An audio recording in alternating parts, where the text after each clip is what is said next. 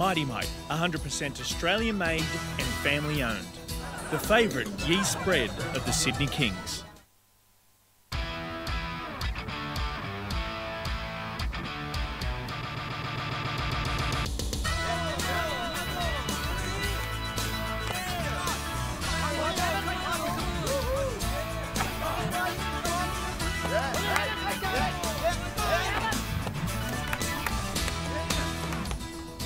Mighty Mite, 100% Australian made and family owned.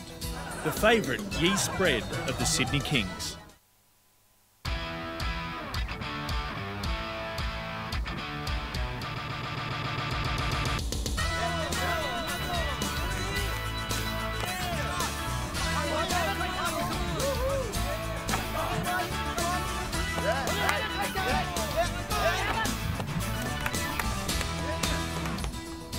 Mighty Mite, 100% Australian made and family owned.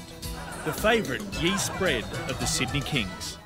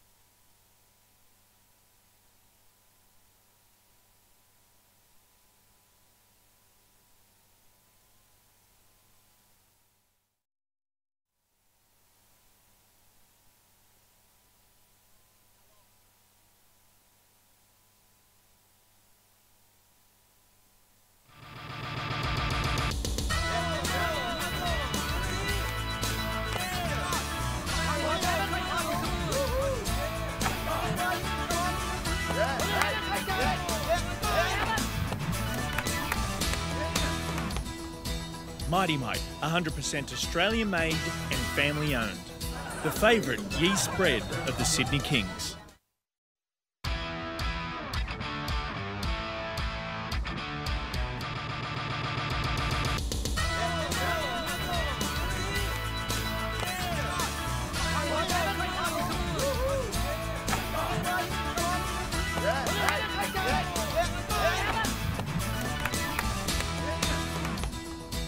Mighty Mite, 100% Australian made and family owned. The favourite yeast bread of the Sydney Kings.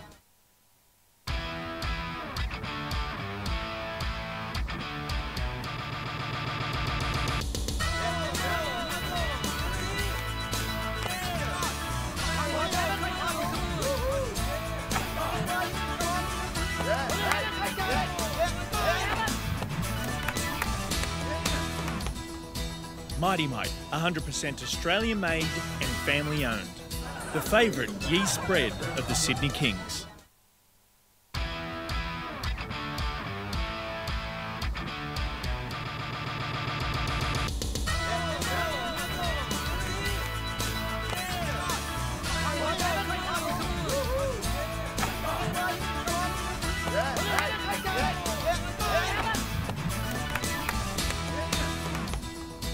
Mighty Mite, 100% Australian made and family owned. The favourite yeast bread of the Sydney Kings.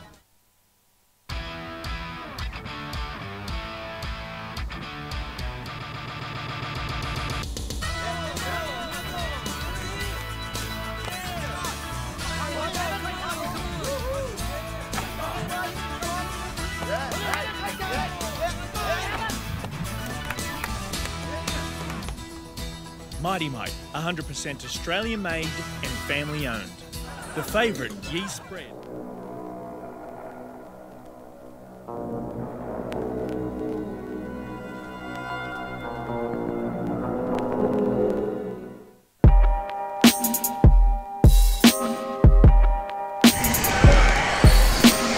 Now, yeah, gotcha.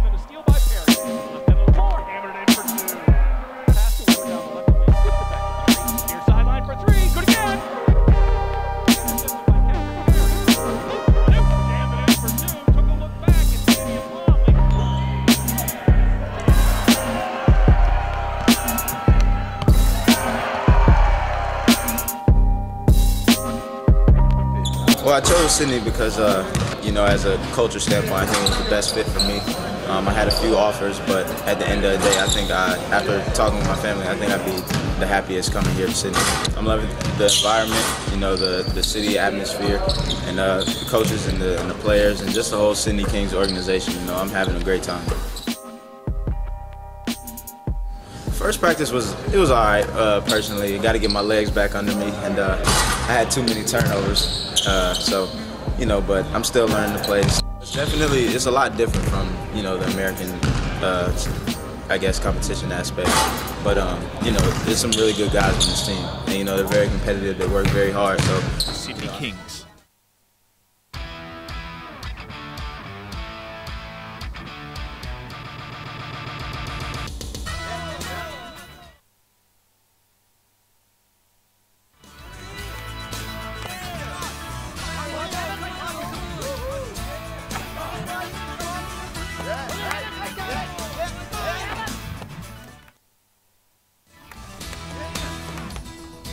Mighty Mite, 100% Australian made and family owned.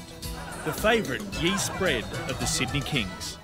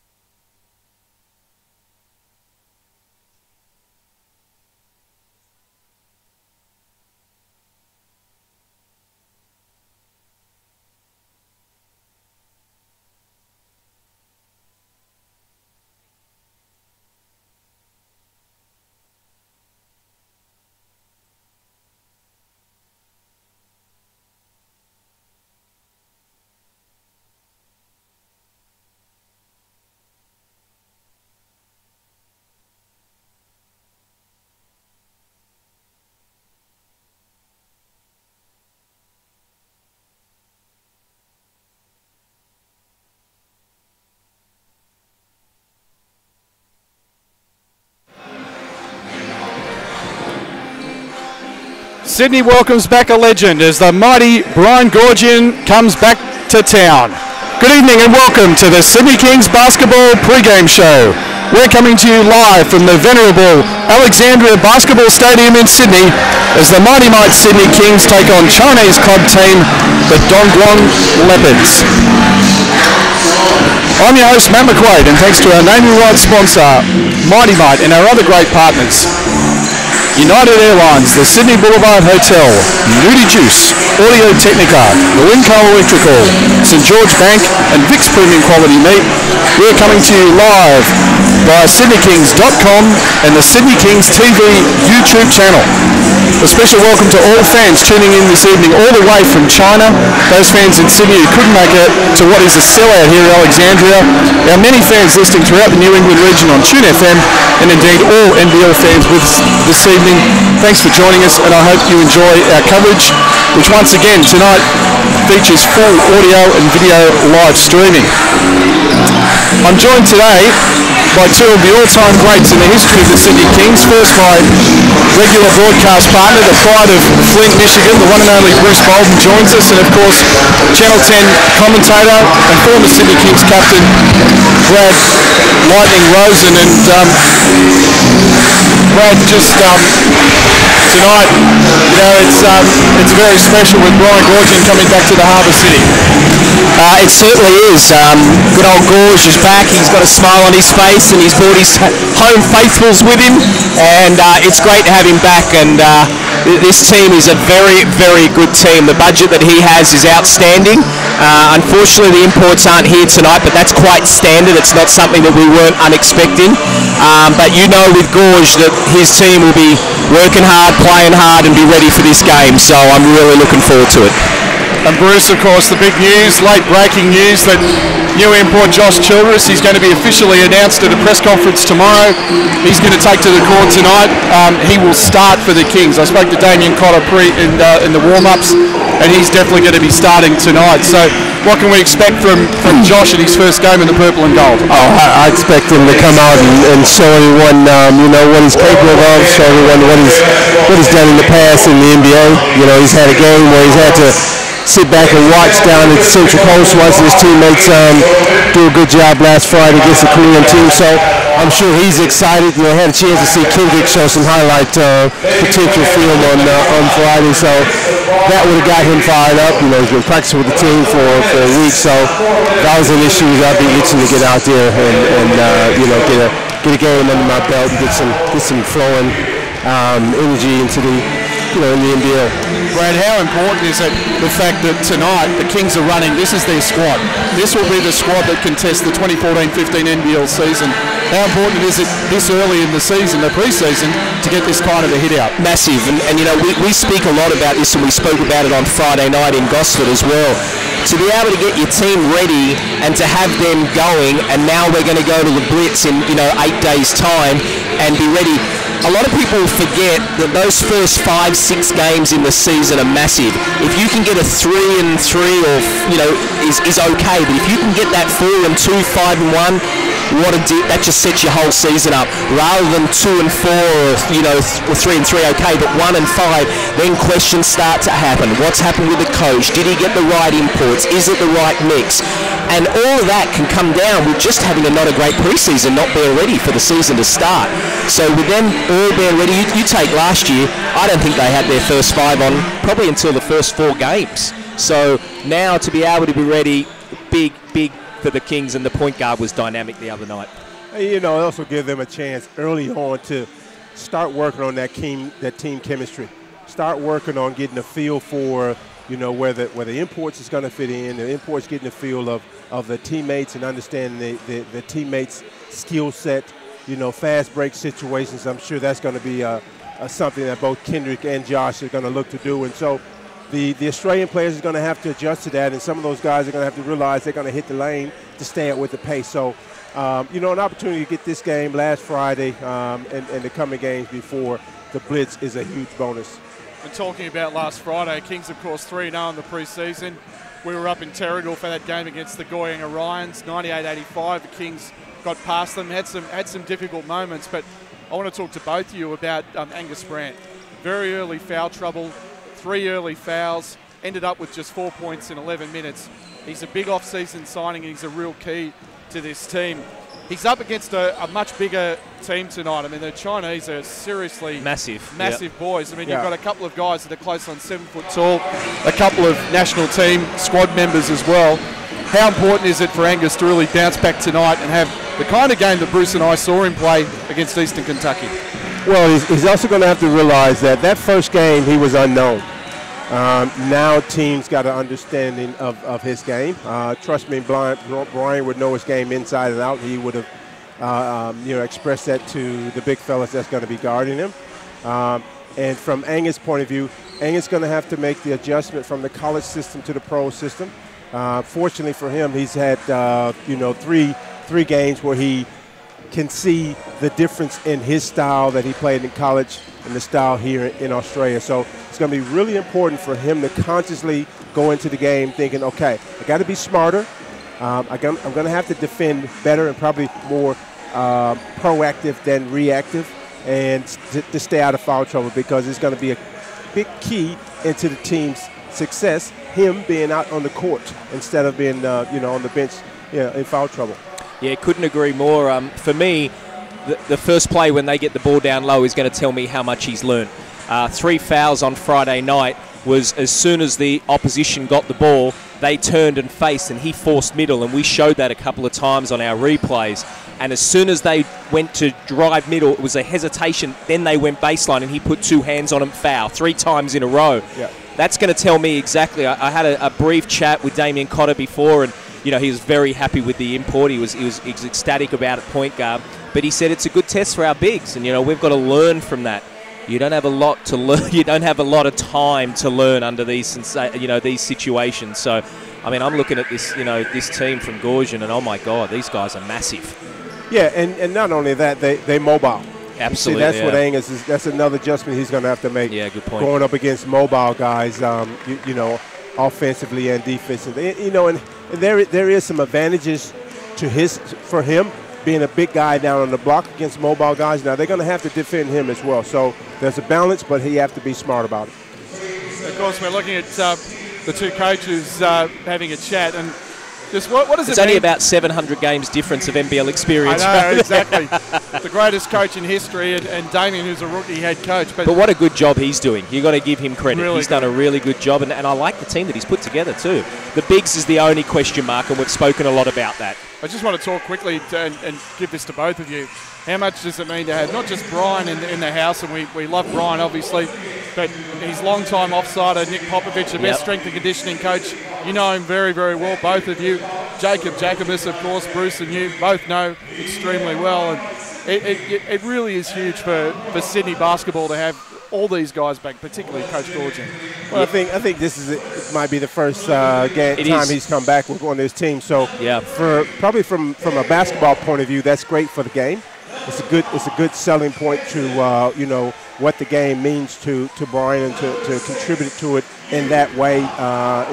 From an outsider point of view, and for myself and Brad, it's always good for him to come back and us to chat. And I'm sure at the end of the night we're going to have a little bit of those red wines will be flowing, no question. So, if they haven't been already. It's great. All right. Nah, he's a great man, and it's great to have him back. And his wife's here, Amanda, as well. And I saw Brendan Joyce has come down, and he's obviously here with Daniel, but also he's the head coach of the Opals, and his assistant is the head coach of the Kings. So nice family atmosphere here tonight. Yeah. All right, they're just introducing the Dongguan Leopards, and you'll be able to hear a huge roar as they're about to introduce the great man. Nick Popovich gets a nice round of applause, and of course Brian Gorgian about to be introduced by the court announcer here. This is a packed stadium at Alexandria Basketball Stadium. Huge crowd gives him a great reception, and he gives them some applause back. Now it's down to business for him. That's it. He waved to the crowd. Now it's done. All right, there's 6 minutes to go till tip-off here. We're going to run through the team lineups for you, starting with the visiting team, the Dongguan Leopards. They're starting with at guard number 5, Hanshin Low, 6'1". At forward, Zongmi He, 6'5" forward. Zhao Ji, 6'7" guard. Zhang Kai, one of their big guys, he's 6'11", and Hu Xingyu, a 6'11" centre. Coming off the bench, Duo Meng, Di Hao Yu, Xing Kai Wang, Bo Lu, Zhang Yu Wei, and Huaibo Dai. Head coach of the Leopards is, of course, the great Brian Gorgon, assisted by Lee Kwan, Jacob Jackamus, interpreter Lee Tong, the great Nick Popovich is the strength and conditioning coach, and to Bruce Bolden for the Sydney Kings lineup. I'll start with the starters and with Kendrick Perry, who last Friday showed us a glimpse of what he's going to bring to the team this year. His backcourt partner Ben Madsen and the captain, man in the middle Angus Brandt. Josh Childress making his first appearance tonight, and we all are looking forward to that. Tommy Garlop, the veteran, the glue to the team. Off the bench, Jason Kadee, Daniel Joyce, Ben Kiram, James Trustin, Josh Dornker, Kevin White, and Cody Ellis.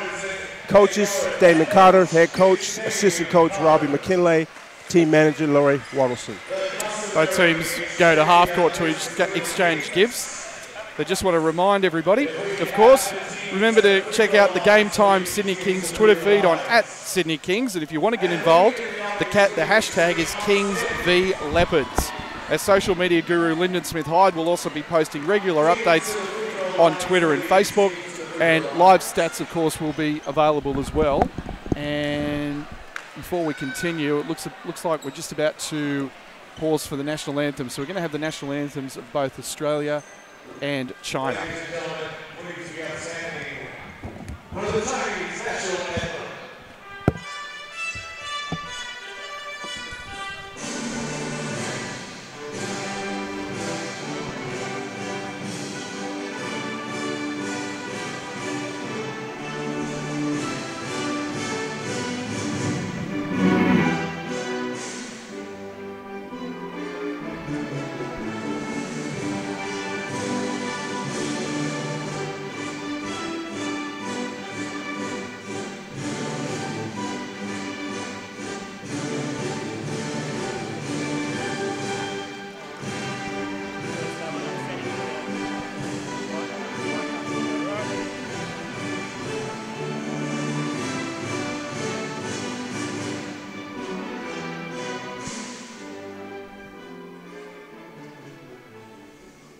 Now, ladies and gentlemen, please, very nice.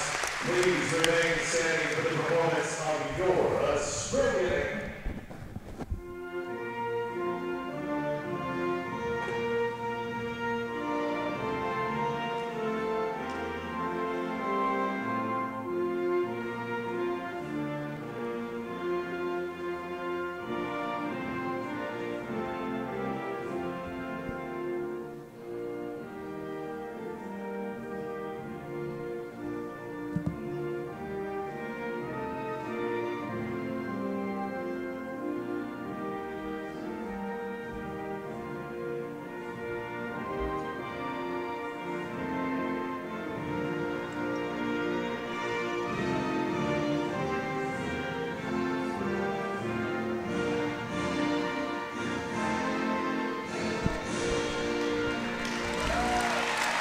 So that was the Australian and Chinese national anthems. With 6 minutes left till tip-off, once again, just want to remind everybody, don't forget to check out our Facebook page, www.facebook.com/Sydney Kings. And don't forget to visit the Sydney Kings website, www.sydneykings.com. Also check out our Sydney Kings TV Facebook page and the Sydney Kings Lion Facebook page, and remember the NBL website, www.nbl.com.au. NBL, bring it. And of course, as customary on Sydney Kings TV, as Brad says, I'm about to do my 45 different shout-outs. Quick, the game starts in 45 minutes, mate, so just you better rush. Firstly, of course, from me to Mitch Ivey of Tune FM in Armidale, great to be partnering with Tune FM for another season, and all the great New England fans. Once again, to the many Kings fans who couldn't be here tonight, to all the fans watching from China, welcome. To all NBL fans, both here and overseas, to very special people, Leonie Wrightson, her husband Tim, and her wonderful sons Travi and Liam, who I know are watching this evening. Anna and Bruce Coxon out at Blaxland in the Blue Mountains, and of course my beautiful girl Rachel Coxon, who celebrated her birthday yesterday. gentlemen, as you well know. The beautiful wife. I mean, beautiful. The pressure is mounting. The pressure is definitely mounting. Did I say it right, Rach? I did You'll see. hear about it. I did see some very nice presents. Yeah, I'd like to think so. Yep. No, we had a very good day. Sorry I couldn't make it. I know the invite was in the mail, so I'm sorry about that. I don't know what happened, Brad. I'm sure. Yeah, it was in the mail. And, of course, I'd be remiss, and we're going to go through this right through the preseason. A special shout-out once again to Eric Barrett, who, of course, we had an interview with, a great interview at halftime of the game up in Terrigal. A young man who's been an inspiration to so many people. Wasn't supposed to live when he was born, diagnosed with cerebral palsy at age 2. Didn't walk until he was 12, which is just amazing when you think about it. He's now walking unaided. He's about to do something very special. He's going to climb the Sydney Harbour Bridge for charity. All 1,400 steps. Channel 10 are getting involved, which is great to see, around about his 16th birthday. He's doing this for a very special cause, a very worthy cause, the Donica Clark Foundation. Now you can donate to this cause by going to Eric's website, which is www.ericsgiveback.com.au. That's Eric's, ERICSGIVEBACK.com.au. All funds raised will go to the Donica Clark Foundation. The aim of that foundation is to offer financial and moral support to young athletes across all sports from the great Central Coast region of New South Wales. It's a great cause and Eric does tremendous work, so I urge everyone listening to go to the website, donate today. And hi to Eric, and I know he's watching, and hi to his mum Karen and all the family up there, and I hope you enjoy the coverage, and I hope everyone enjoys what's a really exciting night here for all of us with Brian Gorgin, a packed Alexandria, and the Sydney Kings. Doesn't get much better than that, guys. It certainly doesn't, and we've spoken a number of times. It'll be a really good hit out for the Kings. Just yet another test. They then got Wollongong coming up soon, and then they play Perth the night before the Blitz starts. So I really like what the club is doing, and I do believe sometimes teams can get a little bit lazy with pre-season. I think sometimes teams can think it's okay, it's only pre-season, but Bruce mentioned it earlier, when you've got a new team and as many changes, and not only that, 2 new coaches as well coming in, it's really important to get that cohesion. You look at teams like Perth and Melbourne, their core's still together. And when you've got a core that's together, they can probably have a little lazy, pre-season, it's not the end of the world, but, this team really needs to be humming game one, and hopefully they'll be able to do that. Well, I think it's also important for them to take every opportunity to, to get out there and play. We all know that, guys love to play instead of practice, so these preseason games, are more beneficial than practice. Be it, Josh Childress only just got here a week ago, but I think for him to get out there and play within the first week, it's only going to be more beneficial to the team. And like I spoke about earlier, that chemistry, something that really lacked last year. Yeah, and it's no doubt about it. One more shout out, because I know he's watching, because he just texted me all the way from Spain. Sydney Kings owner, executive director of the National Basketball League, Mr. Steve Dunn, who unfortunately was... I've seen him on TV more than I think I saw Matthew Dellavedova. Had the big S on his face Steve this was morning. Awesome. He had the big S. He had the big S. He was legendary. And does a great job, really, Brad, supporting the Boomers. Absolutely. And just a devastating loss for the guys today. 1 point against Turkey. They had them. Yes. They had them, but just a couple of huge plays by the Turks down the stretch. Bruce and I spoke about it during the day, and what a shame and what a loss. But when you look at the positives, you got no Bogut and no Paddy Mills. Bring on Rio. 2 years of Dante Exum being in the NBA, 2 more years of Baines being in the NBA, Matthew Dellavedova, Bairstow. We are looking great for Rio, and there's a young kid by the name of Jonah Bolden. I don't know if you've heard of him, but he's looking good as well. Familiar. Yeah, so I'm really looking forward to Rio. But great effort by the Boomers. They can keep their head up high with what they had to go through. All right. Both teams at mid-court, and we're about to get underway here. Referees for tonight's game are Brad Giersch, Sean Myers, and Brett Hogan. Brett Hogan. controlled by Sydney, and here comes the explosive Kendrick Perry. Look, straight away, it's interesting. You watch the ball pressure. The ball pressure, I know for our listeners it's going to be hard to see it, but we're just telling you they're all over the ball, and they will be all game too. That's Gaussian to a T. Tommy Garlop tries the rip-through baseline and is fouled. By who? And, yeah, he's just sort of wincing as he goes away there. Little knee to the thigh area, Bruce. Kendrick Perry looking to inbound the ball here. Can't find anybody. Has to almost turn over, but recovered by Garlop. Here's Tommy Garlop, crosses over, goes into the paint. Left-hand floater, good. Interesting ploy there. They came straight out of in a man, and as soon as it went baseline, they went to a 2, which is a zone. Good move by Tommy Garlop. He with the ball.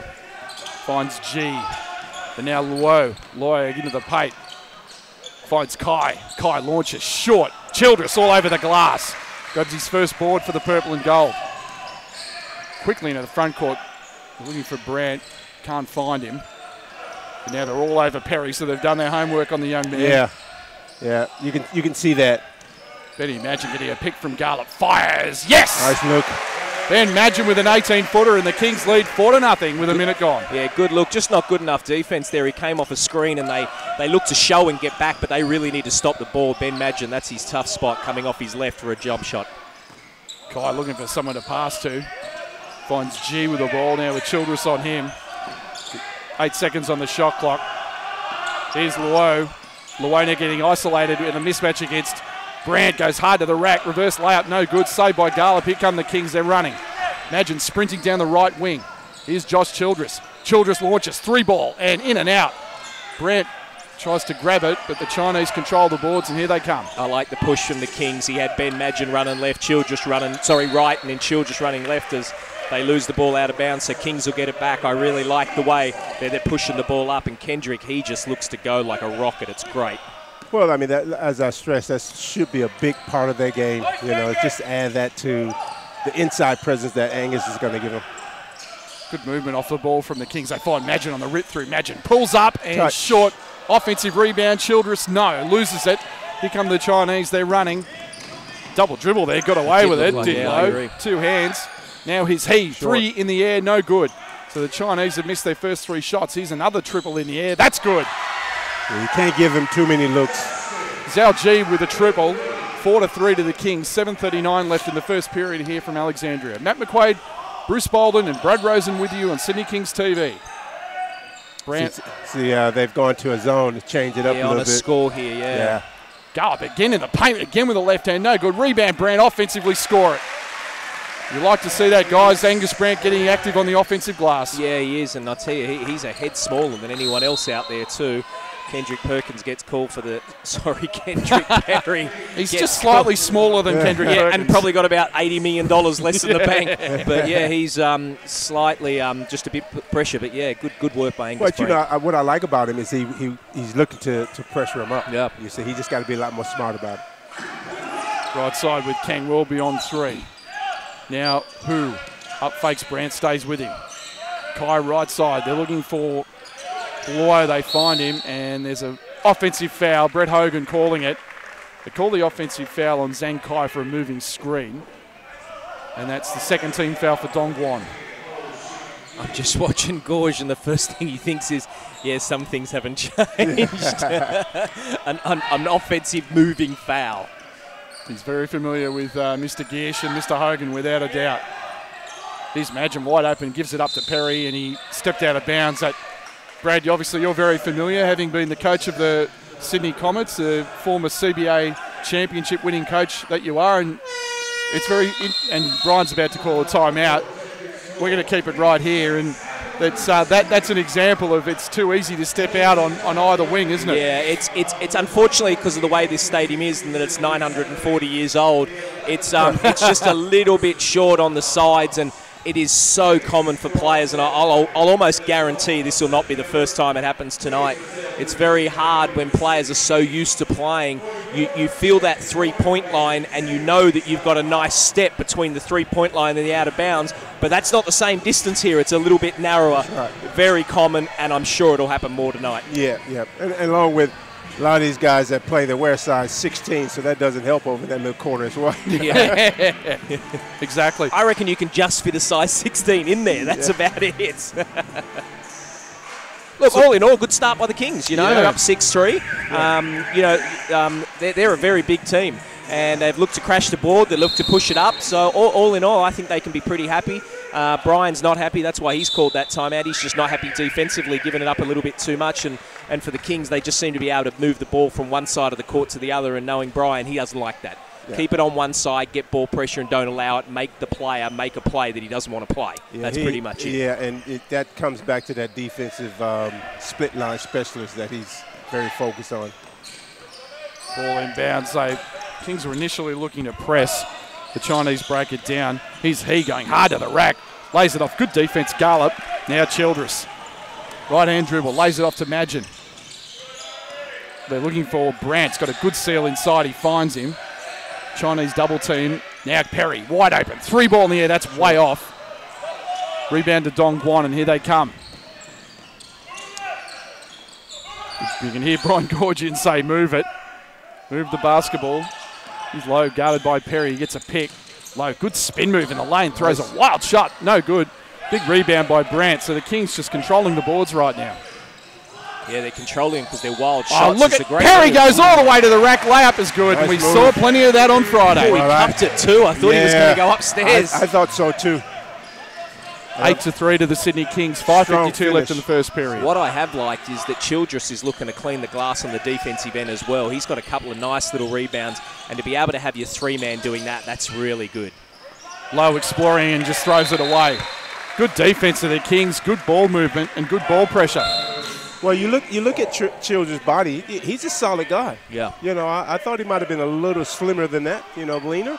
But he's very solid, so you expect him to get on that glass. Well, really, there's no reason that he can't give you 10 boards a game without a doubt, and that's without trying.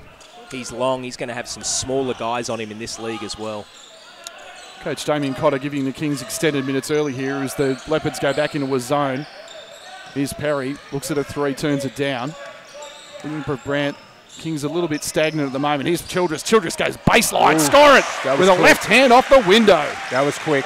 That's his first points as the Sydney King, and it's 10-3 with 5:16 left in the first period. Wow, you know when you... Oh, nice backdoor. Great backdoor cut and score it, and the foul from Zhongmian He. I think they call a foul. They call a foul on Josh Childress. That's his first, team second. I was just going to say, you know when a player does a move like what Josh just did and how beautiful it was, but it didn't look hard. He's done that before. Yeah, that's his game. Yeah. So he's got some really nice. Well, so he should. The guy's NBA. He was a first-round draft pick. You'd hope for nothing less. 3-point play from Zhongman He. It's 10-6 to the Kings. They're going to double-team Perry. Magin's wide open. Now they find him. Magin swings it. Perry's got a good look at triple. It's in the air, and it's short. And Angus Brandt stuffs it with one hand off the left-hand offensive board. Great play by Brandt. Again, very active early. That's 12-6. He's got 4. Dye into the game now. Finds Kai. Big Kai, about 6'11". Got Dye on the right side. Now they get it inside to Kai and they lose it. There's a foul. Look, they got a lot of ball there. Nonetheless, they called the foul.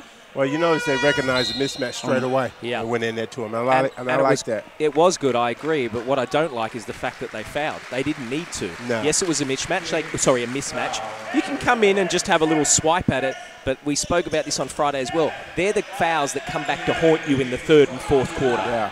Childress goes out, replaced by Kevin White. And here's you with the ball. Now back to you. Kings are in a zone. Chinese try to attack it. Goes straight to the paint. Misses. Short off the iron. Brandt, big rebound again. Kings all over the glass. Perry pushing the ball up quickly. Crosses over with that amazing speed. Hang time. Oh, you've got to be kidding me. What a play. Wow. That was speed. That was hang time. Yeah, that was explosive. I think that was 2 or 3 seconds that took him to get up the court. That was phenomenal. 14-6. Kendrick Perry with 4. Just 2 spectacular moves early. Very similar to what we saw on Friday. He is if not more so. Yeah. He is unstoppable when he goes to that rim. Perry, quick pass to White. on the left side. They're looking for Matt Garlop, can't find him. Again, the Chinese in a zone, the Leopards. Almost slapped away, but White has it. It's 5 on the shot clock. Cross-court pass, Madgen left hand, fades, fires, and no good. And Kings fighting for the rebound, but the Leopards come away with it through who? I checked that, it was Dye. And here's he with the ball. Now you. Back to he, they almost lose it out of bounds again. Spins, fires, and got it. Nice turnaround jump shot there. Yeah, it wasn't a bad move. Took your time on it. Dye knocks it down. It's 14-8, 3:19 left in the opening period here from Alexandria.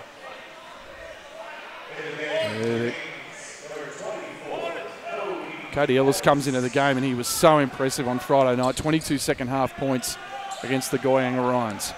Replaces Tommy Garlop. Once again, the Leopards in a zone. Here's Madgen. Finds Perry. Quickly to White. Again, quick ball move. Madgen going baseline. He loves that. Floater, yes. Nice move. And Ben Madgen looking to get aggressive offensively. And it's 16-8. Sorry, man. The good thing about that possession is Angus was in there for an offensive rebound if he had missed. Ooh. And now a turnover. Another turnover from the Chinese. Well, the pressure is just too much for him at the moment. The Leopards just can't control it. But the Leopards are in a 2-3 here. And we're hearing Damien Cotter. They really want to get the ball to the wings. So, which obviously then they can look to kick and get an overload. Yeah. I think what they need to do is get that ball inside one time. And Brandt with a great possession. Exactly. Great spin move. Right-hand hook shot. Score it to the foul. Yeah. Now, Angus Brandt off to a great start here. Yeah. Well, that was a good call. Bruce just mentioned it too, if you get it in low, because they'd been getting the ball to the corners, and that just extracted the baseline out a little bit more, which opened up, and that was a good pass there to get him in low, and he just had a one-on-one, and he throws his fist there, and that's just not because it scored. That's just because he had struggles on Friday night, so he likes that he's in the game at the moment. He's playing really well. Well, yeah, he's probably thinking from that first game, but this is going to be, enjoyable. So because it didn't happen that way in the and now there's a travelling violation. Yeah. Referee just helps us fix our sign, Kings TV sign. And good pressure defensively that time from Kevin White, causing the turnover. Sydney 19, Dongguan 8. 2:30 left in the first period here. Cody Ellis, nice move inside left hand, and there's a foul. They're going to call the foul on Liu, and they do, for a pushing foul. Cody Ellis will be at the line for 2. Dongguan, of course, going down to Wollongong on Saturday night at the old Snake Pit, Beaton Park, as Jason Gadee comes into the game. He's going to take out Kendrick Perry, who has shown signs very early that he's going to be a force of the NBL this season. I like the fact that Cody is looking to put the ball on the floor and attack this year. Last season, he really showed his mid-range game, which was very effective. But I think that second-year syndrome, he's going to have to add something to that. Well, I agree with you. I mean, there was a stat last year that came out of him, and I can't remember exactly, but it was something of 60 or 70% of his shots were from the three-point line. Yeah. So just too many. Yeah. So I agree with you. It's nice that he's putting it on the floor. Ellis 2 of 2 at the line. Kings lead is 13, 21-8. 2:18 left in the first period here from Alexandria. Now, you with the ball, looking to explore, goes in the paint. Good defense by Ellis, makes him kick it out. Now the wing. Kings jumping out on everything right now. 2 on the shot clock, has to launch one, is short. Offensive rebound, Dongguan, grab it through you. Now 3 in the air, and he's got it. Nice shot from Wang, knocks it down, 21-11, 1:50 left in the opening period. He's White, he's got a wide open Madgen, almost loses it out of bounds, and now we've got a foul here. Call a foul on Dye for a hold. Josh Dunker about to enter the ball game. And he'll be taking out Angus Brandt. If Brian gets through this game without a tech foul or getting thrown out, I'm going to be shocked. He is ripping into him down there. He's working the officials, isn't he? Dunker will be replacing Brandt. Brandt's got to shoot 2. The Dongguan Leopards are in the penalty. And he's the big man out of Oregon State. And there's hardly a noise in the stadium, and he misses the first. Well, I mean, he's potentially going to make this and get subbed out. He can be happy with his first stint here tonight. You know, he's 8 minutes and 15 seconds or whatever it was, and he's done everything he could be asked for. Makes the second.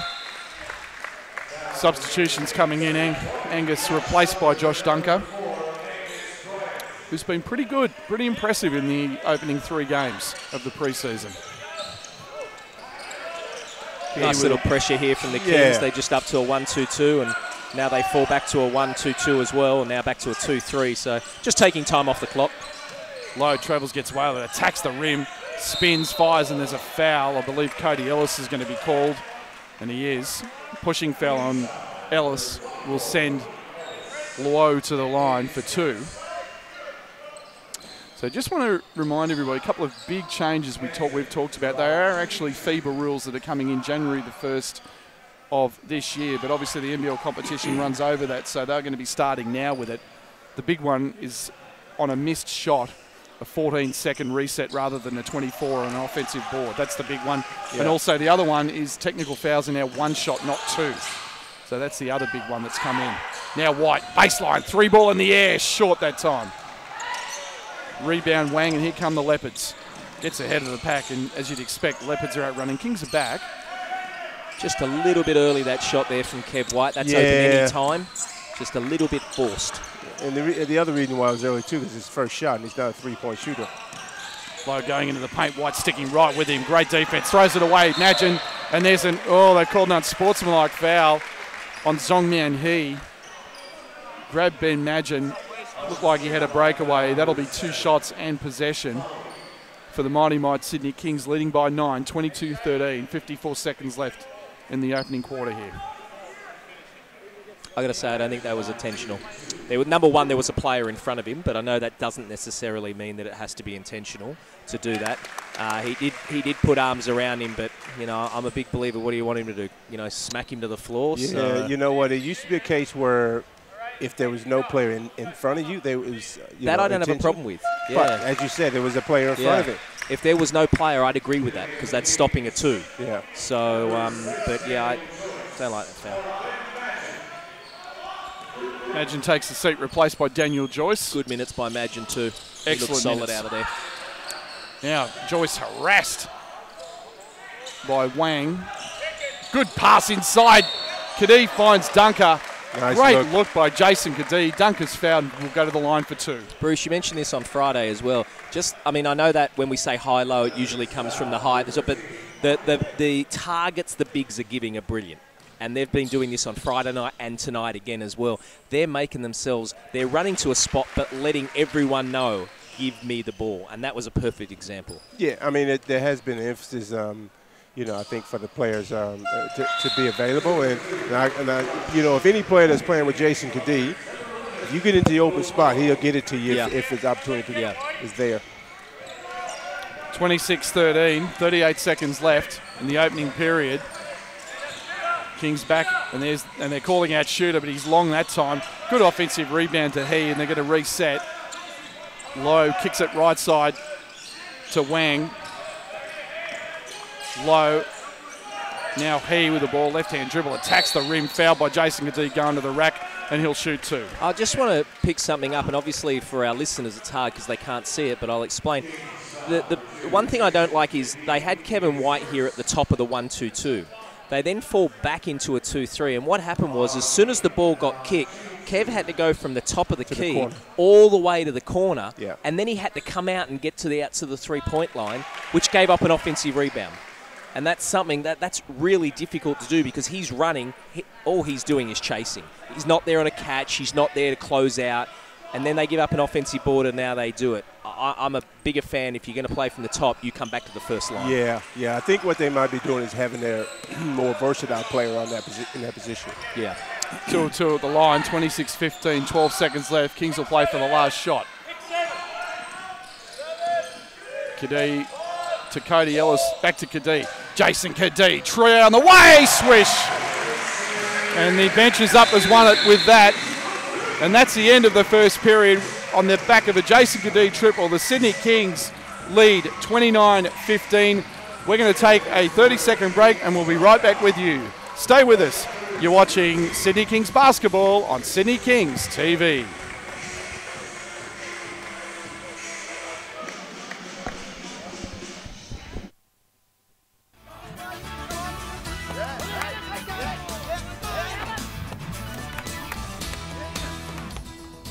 Mighty Mite, 100% Australian made and family owned.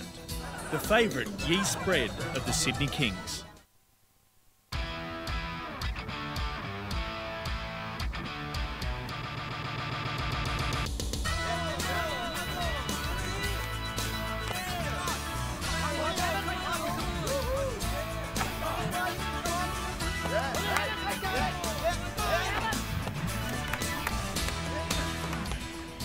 Mighty Mite, 100% Australian made.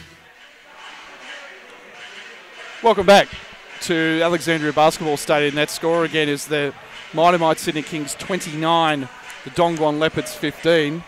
We're just waiting for stats to come through, which they will hopefully shortly. They can be very happy with. 29 points for the Kings is great offense and 15 points is great defense. So all in all, I do think we have to, realise that the Leopards are 2 imports down. Yeah, that's the important thing. That the 2 imports they're running with, Bobby Brown, who had 70-odd points in a CBA game last season, and it's just an outstanding talent. And Ike Diogu is their second import. But I was talking to Brian Gorgian before the game, and they're involved in some NBA activity. So obviously some training camps, some work with some NBA teams in the off-season. That's how, when Gorgian's gone over to China, that's how the teams play over there. We will break down the stats here. Leading the scorer is actually Angus Brandt, who's done great. He's 3 of 3 from the field. He's got 8 points, 6 for Ben Madgen, who played very controlled, 2 or 4 from the field. Kendrick Perry, he had 4, and all in all, 29 points was a great, outstanding effort. Matt, for the Leopards, I'll let you pronounce all their names. So the Leopards are led by Zhongmin He. He's got 5, and Zhao Ji has 3. They shoot just 33% from the field in the first period. Kings are at 59%, 10 of 17, just 1 of 5 from 3. That one coming from Jason Kadee, of course, and he's got 3 points. They're 8 of 9 at the free throw line. Yeah, the big stat is the Leopards have 7 turnovers to the Kings 1. That's really where it goes down. And 7 turnovers, you make all of those, there's 14 points straight there. So just too much. That's what Gorge will be talking about in his timeout. I think they're probably surprised at the Kings' pressure. Yeah, the intensity. Expecting it. Yeah. Here's Kai with the ball. They're all over Low. He has to pull it out. Good movement by Duncan. He just blows past him. Great speed. Now a baseline jumper from Liu, and he knocks it down. 29-16. Nice move. Yeah, absolutely. He eventually got out of that trap and found an open look. Once again, the Leopards showing zone. Dunker, Joyce, and now Kadee. Here's Childress on the wing. Dunker with 9 on the shot clock. Kings have got to get moving, so Ellis is going to launch it from 3. That's no good. Tap controlled by the Leopards, and here they come. Oh, smart move by Lou, but even smarter from Kadee. Stole it. Oh, crossover move. Great play. Kadee a little bit out of control, but it gets it to Dunker somehow. Goes up and is rejected. Rebound Kai, and here come the Leopards. He's given Josh Childress another. You can just see he's going to play in very limited minutes tonight and in spurts. Yeah. And I like what he's thinking. This is a very fast Lou. He's got a mismatch against Ellis. Ellis sticking right with him, so he can't take advantage of the mismatch. 3 on the shot clock. They're just going to have to launch a wild shot. Doesn't draw eye, and here comes Childress on the break. Childress goes hard at the rack. Layup is good off the window, and that gives you a bit of a taste of what we can expect. Wow, just the way he just grabbed it off the glass, and very smooth. And not only that, one of their bigs just rolled, and he just pushed him straight off the block as well. He's strong. 4 points for Josh. 31-17 to the Mighty Mite Sydney Kings. 8:15 left in the first half. Kai defended well by Dunker, and now there's a foul. Kadee on the trail has fouled Lou. I thought that was a very soft foul, actually. Yeah. Again, and we've been harping on it as well. As soon as you just see that extended of the arm, bang, straight away. He just gave it that little bit of a nudge. Is it a foul? know in a sense of the game, but will they call that every time? Well, Easiest one in the book. It didn't disadvantage him. See, Yeah. that's what it should go by. I agree, but you know, you don't want to put the ref's hands in that. Yeah, that's true. Lowe splits a double team, and now Childress comes out to try and defend a three Nice, tough shot. from G, and he hits it right in his face. 31-27, 56 left to halftime. Here's Joe Chill going baseline. Super pass inside, you and gotta Dunker finish blows that. the layup. But Ellis offensive rebound, lays up, no good. Rebound to G. We'll check that Kai. No defensive pressure from the Kings that time. Garlop and Brand about to come into the ball game. Lowe against Perry, exploring, now kicks it. Back to Lowe. Lowe left-hand dribble, goes into the paint. Perry sticks right with him. And Perry, with his palms upraised, questioning that call, but he's been called for a blocking foul. Yeah, just down low there. He showed his arms, I agree with you, Matt, but just down low, he's pushing him off, and they'll call that again. And what's interesting, Matt, you just picked it up there, the deep pressure. The defensive pressure by the Kings has been outstanding for the first little bit. But these last couple of times, and you know, Leopards have just gone in a little 5-2 spurt here, and free throws can take it to 7-2. That pressure's just jumped off a little bit. And this is something you don't want to get into a reign of. You don't want to play good first quarter. That needs to go for 40 minutes. They also got to have to understand, give these guys just a step. I mean, the actual guards, have the guards shot the jumper yet? Yeah, It's their big people, isn't it, Bruce? Yeah. 1 or 2 at the line, 31-21. Kings lead is 10. Joyce fakes it. Now they almost lose it. Low everywhere. Here's Perry, 13 on the shot clock. Daniel Joyce. Joyce launches a three. That's flat and short. Damien Cotter calls for a time. And there's Kai to Lowe. But now Bo back to Kai. Looking inside, can't find anybody, so he goes for a pull-through. Has to launch a wild shot. That was Childress's length, talked him out of that. Here comes Josh just loping down the court. Layup, good, yes! Score it in the foul, and Josh Childress is putting on a bit of a show right now. He's got 6 with 1 to come. Yeah, it's a good timeout. Yes. It's again, that was just too much of a forced shot by Daniel Joyce in the corner, and that's what Damien Cotter won't be happy with. Yeah, that's probably just a reaction, a quick reaction that Daniel probably would regret. Yeah. The thing I like about Josh, when he gets the rebound, he's looking to bring it up. First point, yeah, you're and right. Everyone else around him should be hitting the lane, Yeah. which is a good thing. I mean, it takes that pressure off Kendrick, takes that pressure off, Jason. And he's Maz fine with the can run ball. lane. I Yes. agree with you. Yes. Yeah. And he's dribbling up at a pace where he can see the floor, he can see the options, and if need be, he go coast to coast like he's done twice so far. Yeah, he's nice. He is really Brad, nice. The one we always talked about in the past was Pacific Shrink. Yeah. And it's probably not so much of a factor anymore. And for those who don't know the term, it's an import that's talked up by his agent as being a 6'8", 6'9" monster, and gets off the Comes plane over at as Sydney Muggsy Airport. Bogues. Yeah, 5'3". But Josh is listed at 6'8", and it's probably about 6'11" with the afro. Yeah. He is he's every bit of 6'8" without agree. the afro. And what Bruce said And too, big. Yeah, he's big. It's is just that big. NBA frame. Yeah. It's that NBA frame. I was going to say, Brad, it's a point of difference this year. He can obviously handle the ball extremely well. We've seen that. It's going to be very tough for teams to defend a man with those kind of handles at 6'8", 6'9" on the break. Sam Young was brilliant last year, but he can't do that. Yeah. He can't go and sweep it off the glass and run and then look in the open court. And you can see, and I agree with Bruce, even though he's gone coast to coast, you can see he is looking at everyone, and that's why he's able to go coast to coast, because his defenders are watching him and thinking he's going to pass it. Yeah. Misses the free throw, though. Rebound, Dongguan with G. Here's Lowe with the possession. Perry having a nice little individual battle with him, gets a pick. Looking for the pick and roll. He finds Bo. Bo goes hard to the rack. Left-hand shot, no good. Rebound, Brandt. Here come the Kings with Perry pushing it up. Dongguan got numbers back. Perry has to kick it out to Imagine. Quick pass to Garlop at the top of the key, and they're going to set a play. 14 on the shot clock. Here's Childress going baseline. Kicks it out. Imagine. 3-ball in the air. Yes. Great cross-court find by Childress to Imagine. He hits a tray. Benny Imagine has 9, and the Kings lead is 15, 36-21. Great pass. Great vision by Josh Childress. He knew exactly what was going on. Low getting a pick, and now a double pick, and now an offensive foul has been called. Imagine, looks like he got a bit of a cork as well. It's the second cork today. Yeah. They called the offensive foul on Lou Bow. That's his third personal foul. Coach Gorgian is he's going to get Bow out of the game. Replaced by Dye. Here's Perry with the Kings leading by 15. Chinese team sticking in that zone. Garlop, good seal inside. Brand will finish, yes. Nice look. And there it is. Brian has finally got his technical. Brad, it took 5:45 in the second period for it to happen. We should have taken some 16 minutes, some 15 bets. longer than I thought it would. Oh, is that right?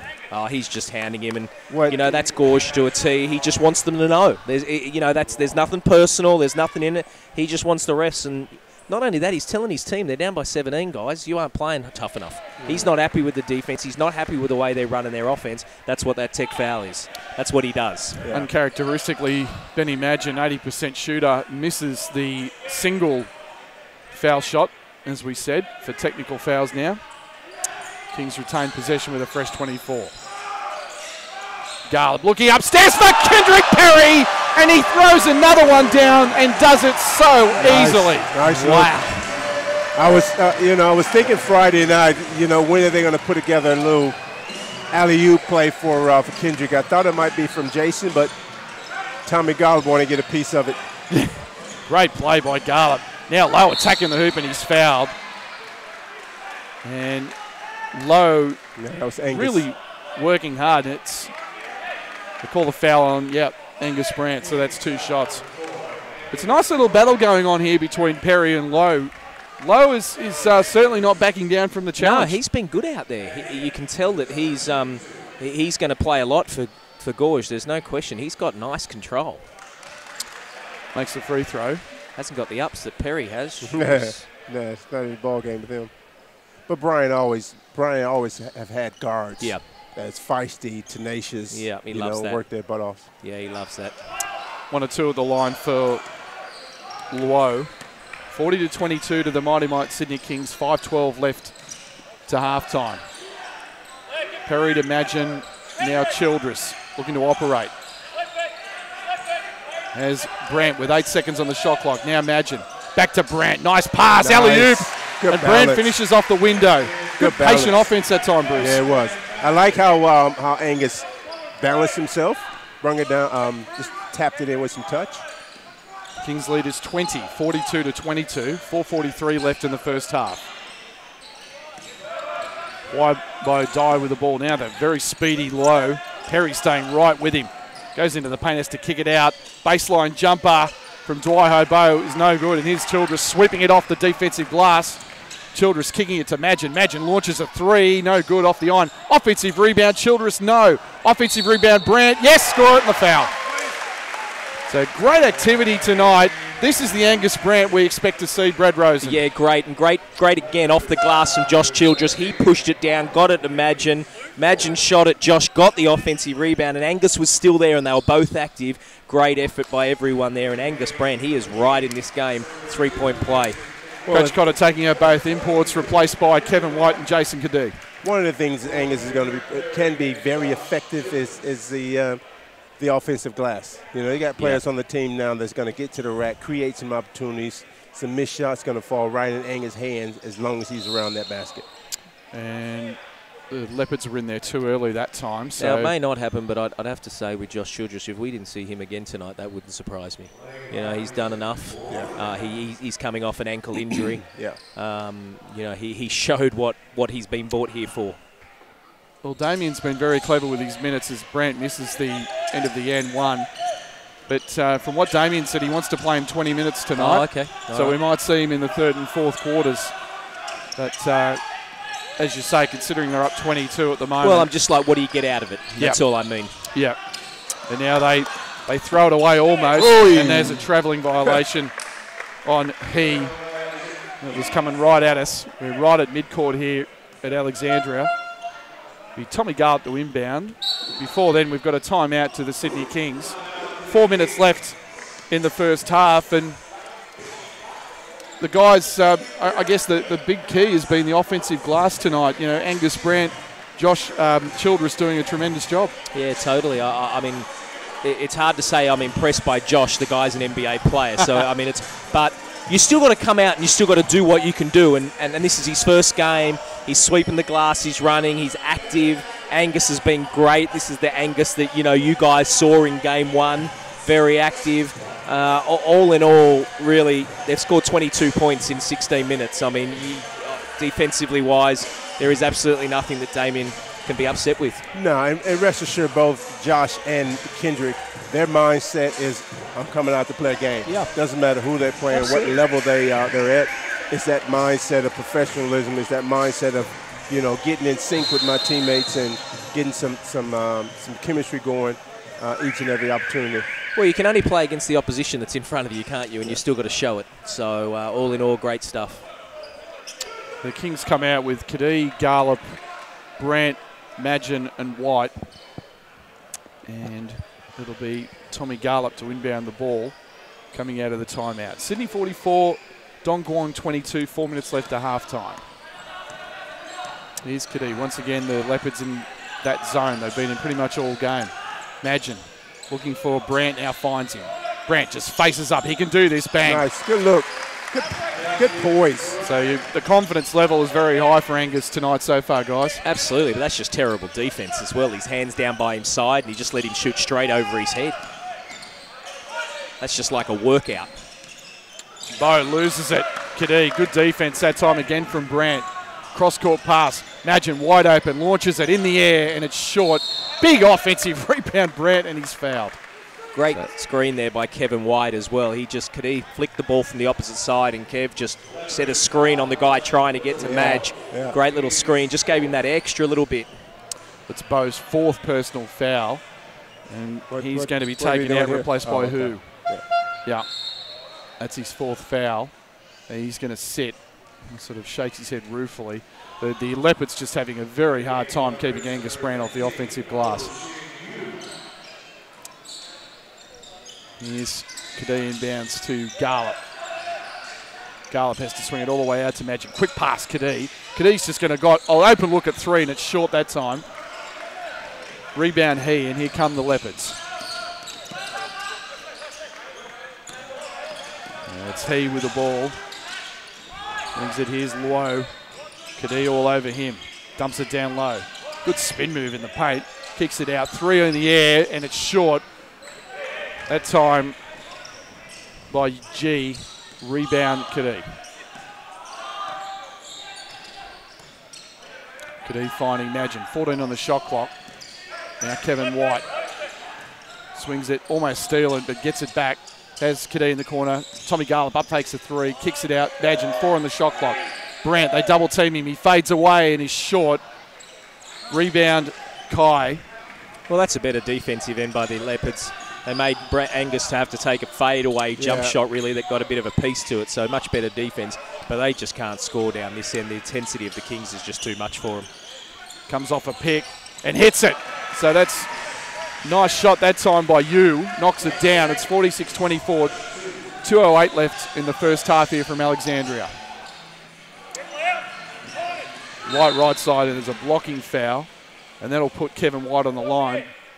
The Leopards in the penalty, and Dunker comes in to replace Garlop, and Cody Ellis will come in to replace Angus Brandt, who'll get a real big hand from the bench, and he's been terrific in this opening half as Angus. He's playing the game the way it looks like he's kind of a little bit more settled within the team. I don't think it's a coincidence as well when you look at what Josh Childress has done, how Angus is doing what he's doing. So just, it just gives that guy a little bit of freedom. Allows him just to play his natural game, not have to worry. Kevin White 2 of 2 at the line, 48-24, 2 minutes left to halftime. And Yu putting lots of pressure. Here's Low with the ball. Good crossover, good floater in the paint, no good.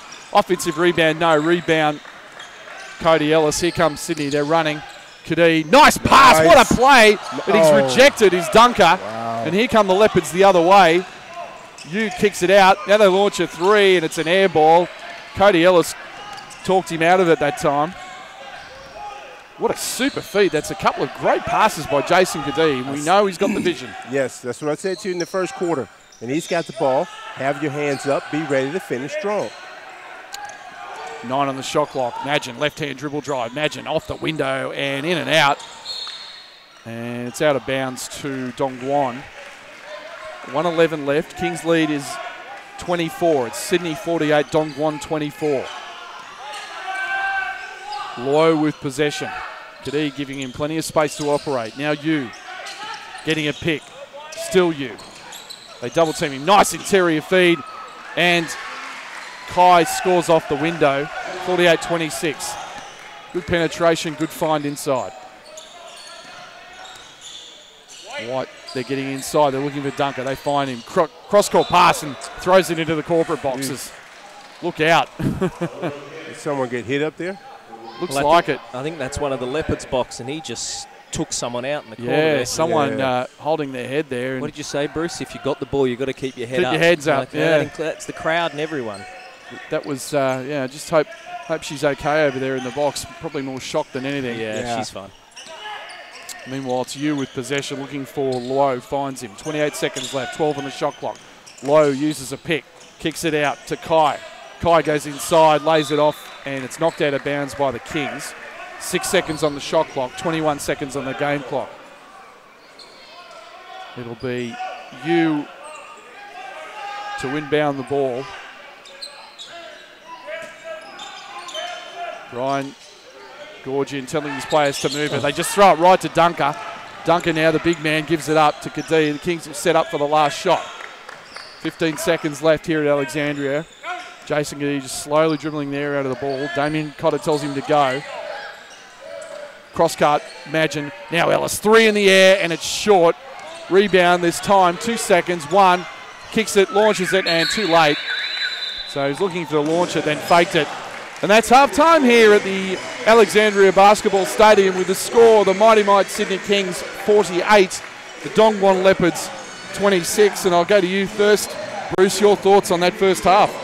Well, it was totally dictated by the Kings. They got out and ran, dominance inside, and Josh showed what he's capable of. And I like the fact that as soon as he gets the rebound, the lanes are being filled. You have good trailer and an inside presence. So, it's helped guys settle. Like Angus, for example, he looked like he's settling into the game better tonight. So it was a good first half for the Kings, and their intensity I'm impressed with as well. Brad? Yeah, look, overall, I've got to say that the Leopards are pretty poor. There's nothing that I really like what they're doing.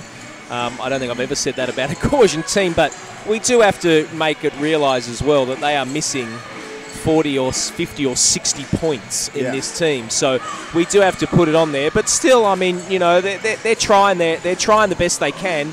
So I don't think you can take a lot out of the Leopards, but the Kings, they've been great. You can only take with what's got in front of you, and they've been really good offensively. They've been very good defensively. They've given up 26 points in 20 minutes.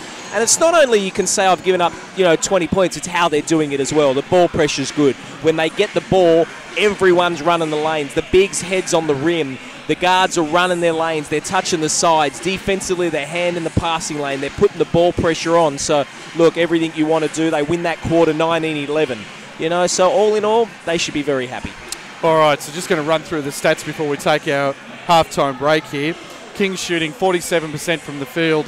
About the only thing that's gone wrong is their three-point shooting. They're just 18% from deep, 2 of 11. They're 10 of 15 from the free throw line. They're led by Angus Brand, and he's just been immense. 16 points on 7 of 8 shooting from the field. 8 rebounds for Angus. He's just been dominant. Ben Madgen has 9 for the Kings with a rebound and an assist.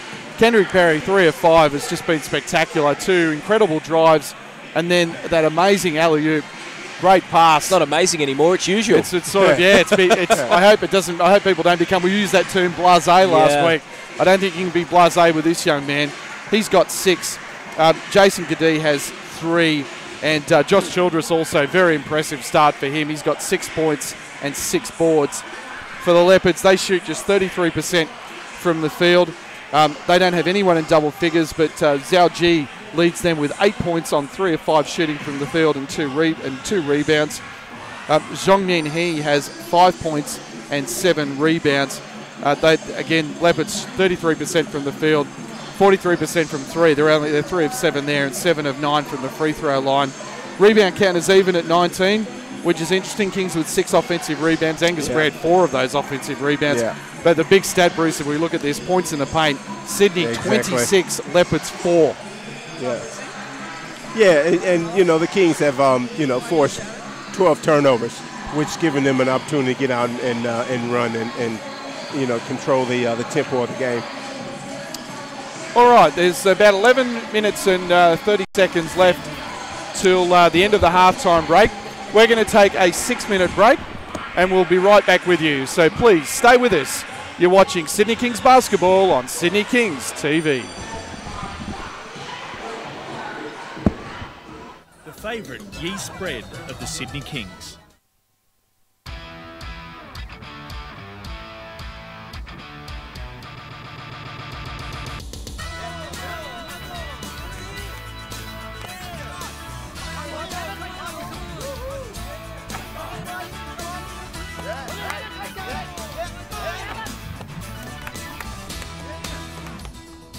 Mighty Mite, 100% Australian made and family owned. The favourite yeast spread of the Sydney Kings.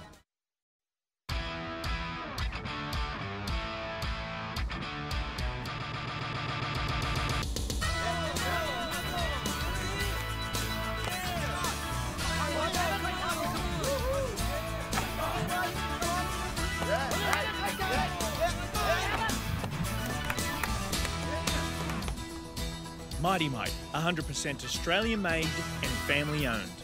The favourite yeast spread of the Sydney Kings.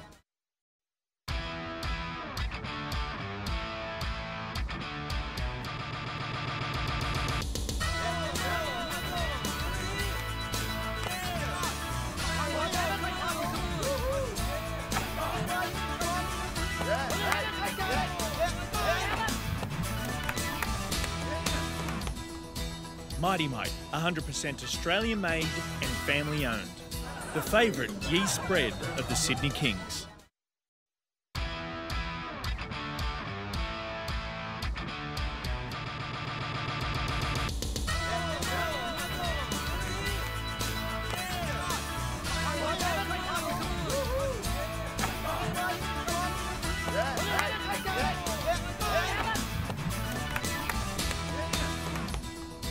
Mighty Mite, 100% Australian made and family owned. The favourite yeast spread of the Sydney Kings.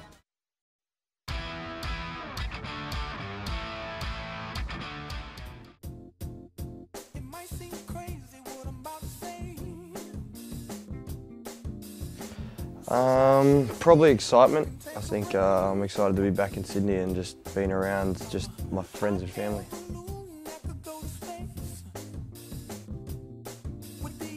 I'm a Bulldogs and Collingwood supporter, Bulldogs being NRL, Collingwood AFL. My favourite movie's probably the Batman series or Transformers. And my dad used to be the CEO of the Razorbacks, the other Sydney team. Probably just friends and family, being around a whole lot of people. That's just a different network to just basketball, I guess. And you got to love the beaches when you get out down around Bondi and all those areas. It's always great and nice to just be able to sit there and relax.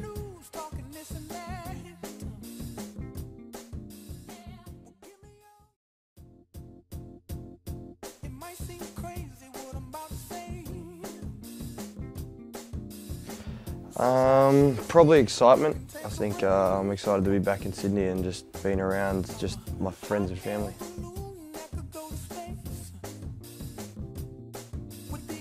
I'm a Bulldogs and Collingwood supporter, Bulldogs being NRL, Collingwood AFL. My favourite movie's probably the Batman series or Transformers. And my dad used to be the CEO of the Razorbacks, the other Sydney team.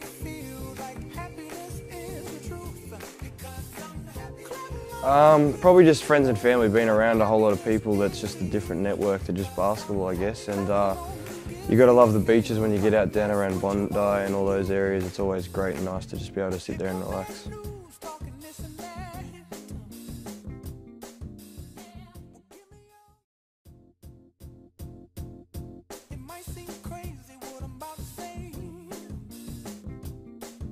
Excitement.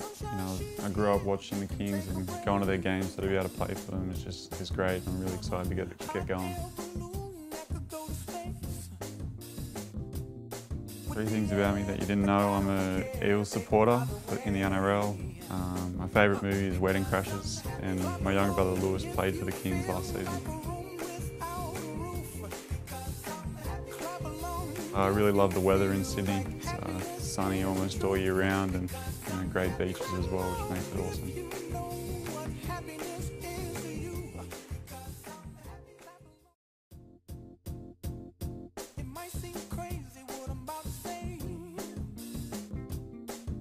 Excitement. I grew up watching the Kings and going to their games, so to be able to play for them is great. I'm really excited to get going. Three things about me that you didn't know: I'm an Eels supporter in the NRL. My favourite movie is Wedding Crashers, and my younger brother Lewis played for the Kings last season. I really love the weather in Sydney. It's sunny almost all year round, and great beaches as well, which makes it awesome.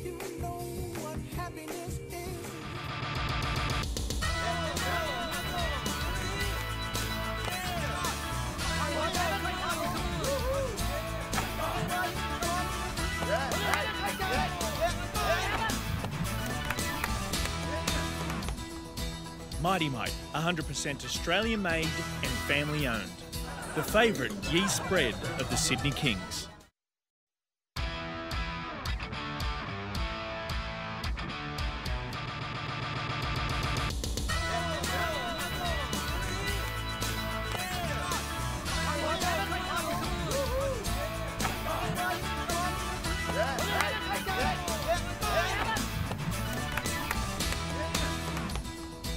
Mighty Mite, 100% Australian made and family owned.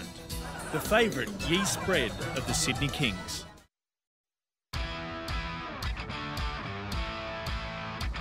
Excited to play along them this season with a great coach like Dan. Yeah, it was a great experience. Even though I didn't play as much as I would like to, I still learned a lot from a lot of the older guys. And I was able to get an opportunity like this to play with the Sydney Kings. So, you always got to find the silver lining in every dark cloud.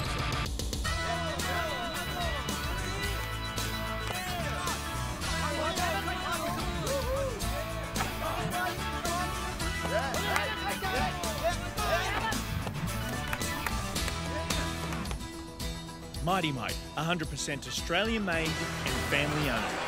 The favourite yeast bread of the Sydney Kings.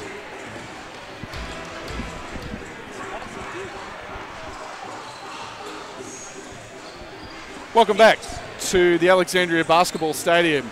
Once again, that halftime score is the Mighty Mite Sydney Kings 48, the Dongguan Leopards 26. And Brad, what are you expecting in this second half, and what do the Kings get out of this? I was just having a chat to Coach Damien Cotter of the Sydney Kings, and one of the things he did say was the zone, they're junking up their defence a bit, going second side man-to-man, and it's confusing the Kings a little bit. They've got to make adjustments to that.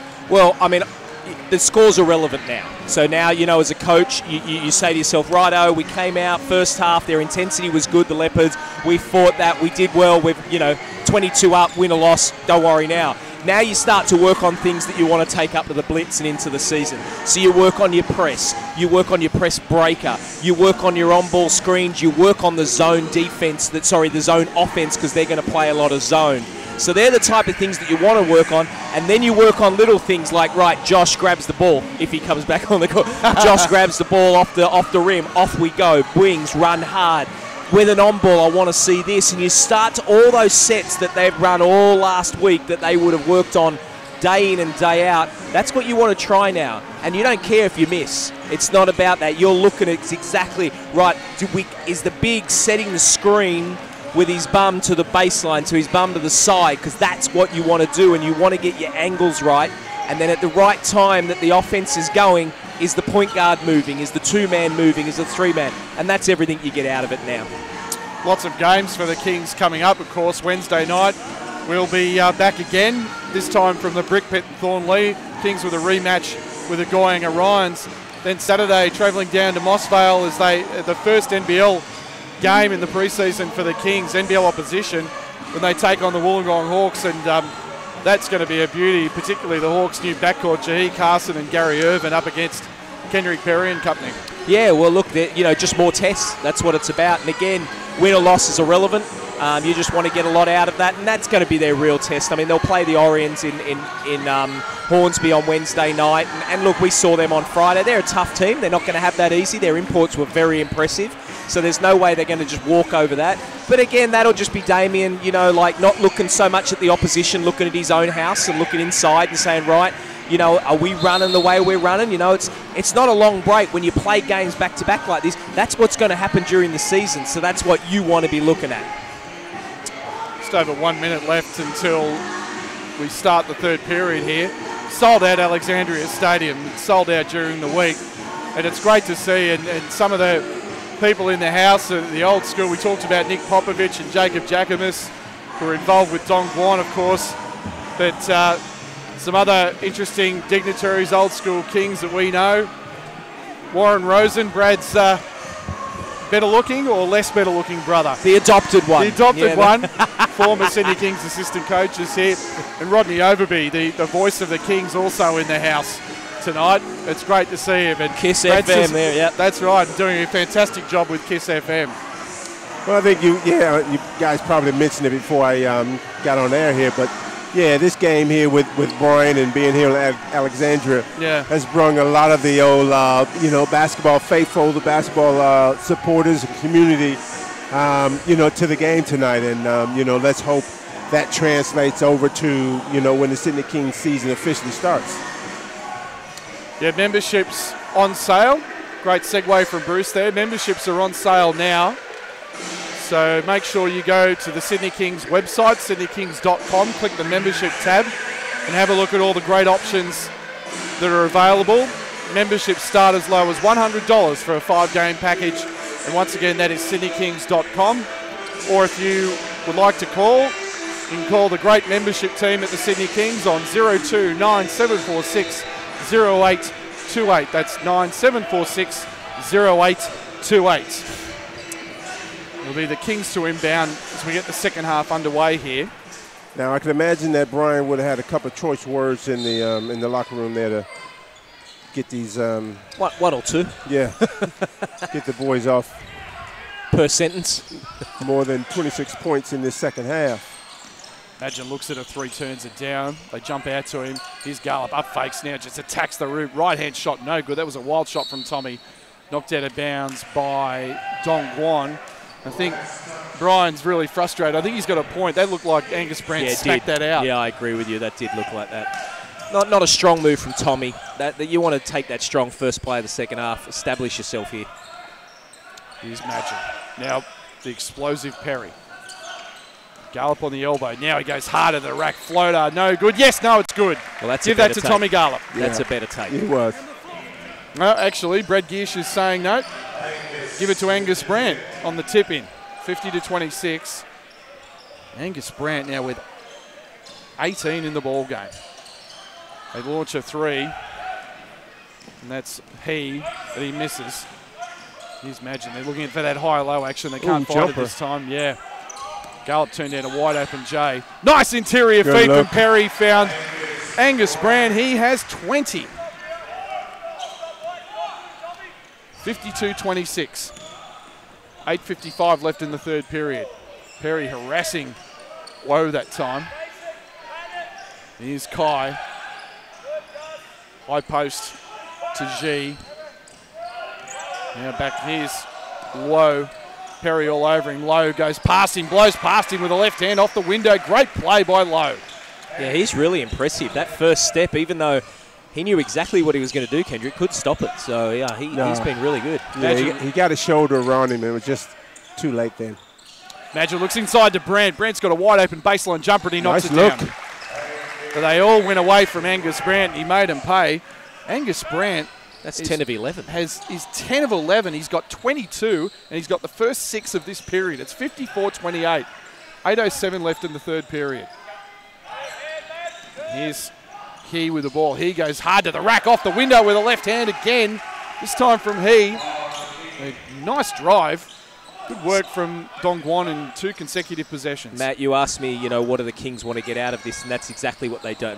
Childress goes behind his back and finishes with a left hand as easy as you like. Yeah, just you say what the Kings want to get out of this, and the 2 easy layups that the Leopards have got there, that's what they don't want to get out of it. Yeah. They don't want to cause bad habits here. Yeah, those are the little things that come up on the videotape on tomorrow or Wednesday. He finds, and there's, what have we got here? Looks like a holding foul. They call a foul on Josh Childress. What a marketing dream Josh Childress is, isn't he?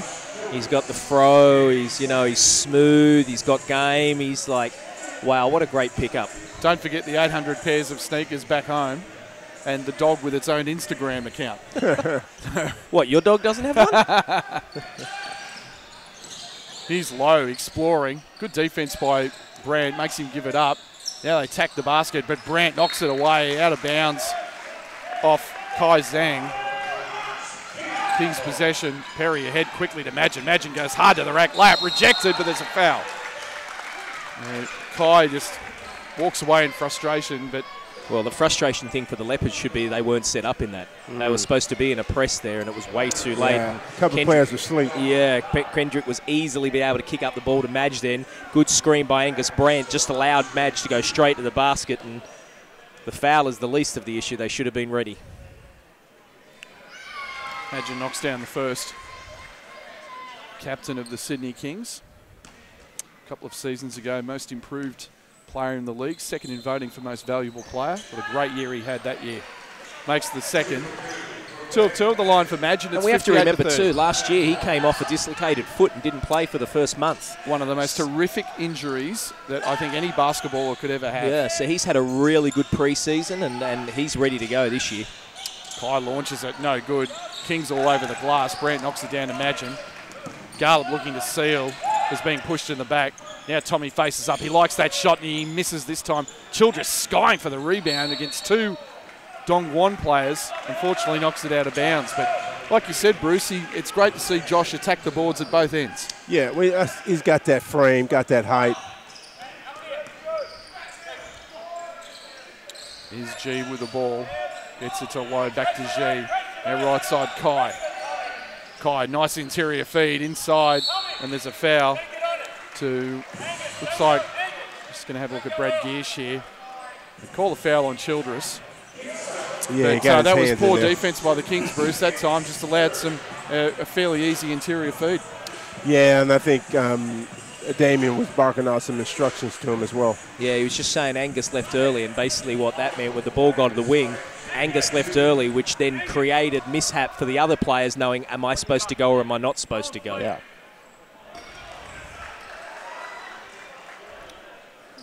Makes the free throw. Angus, wait till it goes to the corner. Makes the second, 58-32, 6:33 left in the third period. Chinese team putting on some pressure here. Kings break it easily. Childress, nice pass. Magin, baseline jumper, it's long. Offensive rebound, no. Kai tracks it down. Here comes Lowe, sprinting down the court, accelerates, loses it off his leg, unfortunately. He's certainly not going to die wandering, is Han Chen Luo. Yeah, no, he's quick. I really like him. He's been really good. You put 2 quality NBL players with that guy? Yeah. Wow. There's Garland giving Childress some instructions, fakes it, left-hand dribble. Tommy Garland, great strong move, and he scores off the window, and he's gone down in pain, and we don't like to see that. Tommy on the court, just trying to find out what happened there. It looked like he just got hit straight in the ribs. Straight in the ribs, yeah. He was sort of holding his ribs before. And it looks like he's okay. They're going to pull him to his feet. And he's just walking away, shaking his head. You got Mario winded. Yeah. Yeah, it looks like it. He looks fine on the bench, just left of us. There's a physiotherapist just tends to him. And assistant coach Robbie McKinlay just checking that he's okay, and looks like he is. He's not very happy, mind you. He's not happy that he came off like No, all good I don't players think shouldn't so. be. Yeah. After the score, he's probably thinking, and Warren, I should be on the free throw Exactly. line right You now give me in pain. give me some love and you take me out.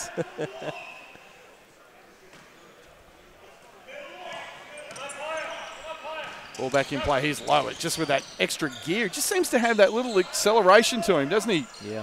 Brad. It's very impressive. King's Really now impressive. in the zone. Here's G to Kai. Kai launches it from the top of the key. It's no good. Rebound, Brand. Here comes Sydney. Imagine directing traffic, running the point at the moment. So Perry's running off the ball. They set a staggered double screen for Kendrick. He's now got Brandt as a consequence open. Cross-court pass to Imagine. Left-hand dribble, dumps it off. Cody Ellis, baseline jumper. That's long. Rebound, Brandt. There's a foul. Just so strong. And Dye smacks the floor in frustration. Angus was able to get good offensive rebounding position, and Well, it just comes. Yeah, I agree, and it just comes from good offense. He knows when the shot's going up. He knows what's going on offensively, and there's nothing else worse. And when you don't know what's going on, do I go crash the glass? Do I not go crash the glass? So it'll be Perry to inbound the ball. Finds Childress, he skies for it. Imagine cross court. Now Perry. Perry throws it up to Childress. And there you go. Josh Childress throws it down with authority. I saw that coming. He actually had one early in the third quarter, and they missed him. Two huge alley-oops. One to Perry, one to Josh Childress. Has ignited this crowd and given the Kings a 30-point lead. It's Sydney 62, Dongguan 32, 5:10 left. And now Perry almost steals it. We know what happened. Wow, we know what happens when he gets in the open floor. It's good night. Here's Lowe. Kings back in the zone. Lowe, cross-court pass. They've got 7 on the shot clock, and there's a foul. Good drive inside. Not so good rotation defensively for the Kings, but he has earned himself a trip to the line. That's Perry's third personal foul. Childress is going to take a seat after that spectacular play. And I was a bit concerned in the way he actually came down, Brad, but he's obviously very, very flexible. Because it looked a bit awkward, didn't it? It looked a bit awkward, but he got up straight away. You'll find that that's his little style, because he came down with his legs kicked out with a little ballet sort of landing. I'm going to let you tell him that you said ballet. It's ballet in a smooth way. Second free throw coming up, and it's short. 1 of 2 at the line. Rebound, Cody Ellis. So, Bruce, if you're Damien Cotter, there's no way you're bringing your imports back on today, are you? No, not really. There's no need. Get some of these young guys in there to get some. Let the kids play. Absolutely. Daniel Joyce in the game now finds Brandt. Now Imagine with 7 on the shot clock. Imagine they're doubling him, and he kicks it out. Here's Kadee for 3, and in and out. Look good off the hand. Yeah. 2 pieces of the iron, no good. And the Leopards are running and go inside. Nice fadeaway from the baseline from Zhao Ji, 62-35. Right now, for me, this is Cody Ellis and Josh Dunker. I know he's not on at the moment, but I'd want to see Josh come back in soon. This is when they want to start to go. There you go. That's Ellis with a nice little hesitation move, and then a right-hand skyhook. Well, you get into the game now. Cody. He played, and here comes Josh Dunker as well. He's seen enough from his starters. Let these guys go play. Yep. 64-35, 4 minutes left in the third period. Low getting a pick, still low. Just attacks the rim and scores with a right hand. He know how to get that shoulder, his shoulder past his man. And he's got past, Jason Kadee and Kendrick. Not slow players, like he's been really good. Kadee looking for Imagine, finds him. Imagine takes one dribble, puts it up, and it's no good. Good rebound that time by G. And now they throw it away. Turnover. And Coach Gorgian just imploring his point guard there to take care of the basketball. Josh Dunker comes into the game to replace Angus Brand. Well, yeah, I mean, it probably is his fault, but at the same time, his teammates should know when he get the ball, and they run in the lane to look back because he can pass it up ahead to them. Yeah, look, everything's right there in that situation. But the only way, looking at Gorge, the only thing that I know with his like is the point guard, he wants him getting to the elbow and get to the elbow quick. They dump it down low to Dunker, fumbles it away, and it's out of bounds to Sydney. And this is a good opportunity for Josh. He's got 13 minutes because right now he's been a bit ordinary tonight. He's had some good games, and his just hands are not there tonight. Yeah, he hasn't settled in. And this is a good opportunity. He's playing against some big bodies too, which he's going to come up against when he's playing, you know, Melbourne United and Perth and these teams, you know, Adelaide. They've got some big boys. Quick pass to Madgen. Again, quick pass inside. Here's Dunker trying to operate. Right-hand shot, no good off the window, but there's a foul. I like the aggression. That's good. And there you go, guys. Just as you were saying, Josh attacks the hoop and earns himself a trip to the line. Absolutely. Nothing else better. Bruce, you've always said that your whole career, and I know to me as well. When it ain't dropping, get to the free-throw line. Yeah. Get yourself there. Free throw good from Dunker. And just for everyone out there, I understand the stream just a little bit grainy tonight on the video feed. We apologise for that. It's unfortunately I just thought one it was of the limitations were of the venue. It's one of the limitations of the venue, but hopefully we'll have that fixed up for you by the next game as they drop a tray. That's a super shot there from Zhao Ji. 66-40, 3 minutes left in the period. The Chinese outgunned, but they're certainly not giving up by any stretch, and the Coach Gorgian team never does. Knocked out of bounds by Ji. And that's the last thing you'd ever expect for a Brian Gorgian coach team. Yeah. To not have effort for 40 minutes, 48 minutes as it was back when he was coaching the Sydney Kings. Not going to happen. Kadee using a pick from Duncan, now finds Ellis. Ellis, top of the key, through ball in the air, in and out. Rebound Kai. And Yu sprints down the floor. Now here's Ji, another three, and he's got another one. So Zhao Ji knocks it down, and it's 66-43, 2:30 left in the third period. He was running back after both of those shots. He knew that was doing nothing but hitting the net. 6 quick points for the Chinese, and now Kadee throws it away. He was looking for Ellis. Yeah, that wasn't a good look. That was a bit of a sloppy pass there from Jason. Turnover. I like what Damien's done here. He's just taken out Ben Madgen. Even though they've had a very mini run, I love the fact that he's taken out Ben Madgen. He's just saying to his team, go out and play. I've seen enough of my guys. Ben, sit down, you're done. Now he's leaving the whole 5 bench players out there and letting them play. I really like this. Yeah, and he's giving these guys a chance to, you know. Show me what you got. Yeah, exactly. Good double team that time from Kadee and Ellis. They get it over the half court just before the 7-second violation. Another good double team. Now they launch a jumper, and he's got it. Bo Lu hits it. 3 straight baskets from the Dongguan Leopards. Has cut the margin. Once was 30, back to 21. It's Sydney 66, Dongguan 45. 2:06 left in the third period. As Brad Rosen and Bruce Bolden try to tempt me, Rachel, with hot chips. And I'm not touching them. Promise. He said no. He said no to the second box. But guys, yeah, Damien Cotto wouldn't be very happy with the way things have gone over the last minute or so. Leopards on a roll here. And yeah, I think it's a case where, you know, forget about the lead. It's a breakdown of a couple of possessions that he don't want them to get in the habit of, or start getting into a lull to think that, you know, we can relax a little bit. Well, absolutely, and that's the way they should be as well. He's not even looking at the score. No. Not even an issue of that. What he's now saying is right. The bench, you've done what you've had a good preseason. You showed some stuff to me on Friday night in Gosford. Josh has come out, Kendrick's come out, Madge has come out, and they've done what they needed to do. Tommy and Angus have been great tonight again. Okay, they're done. Let's put them on ice. Righto, guys, go out and do it. And this is a really good test for them. Yeah. So I really like what he's doing. And sorry, man. And he'll also be assessing the individual players at the moment in this third quarter here. So here is a time where they need to lock in to the game mentally, because this could play a big part in their minutes increasing. Yep. And if you're a player, and I've been in this position before, if you're that player, this is where you should be frothing at the mouth to get going. Yeah. Looking for the high-low, can't find it. So here's White in the corner. Now here's Kadee with a kick back to White. White game baseline. Looking inside for Ellis. He finds him. Cody Ellis inside, and there's a foul. Nice idea. Now that was more like a good patient offense, good execution. Not only that, Matt, is Ellis, he went inside. Now, last year was the 3.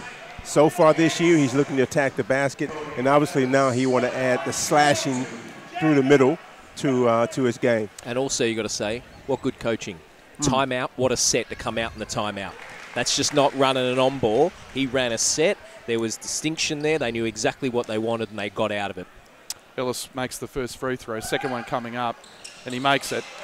68-45, back to a 23-point lead here. 1:48 left in the third period. Kings showing extended pressure here, which is good to see, right up the floor, but the Leopards break it with Kai.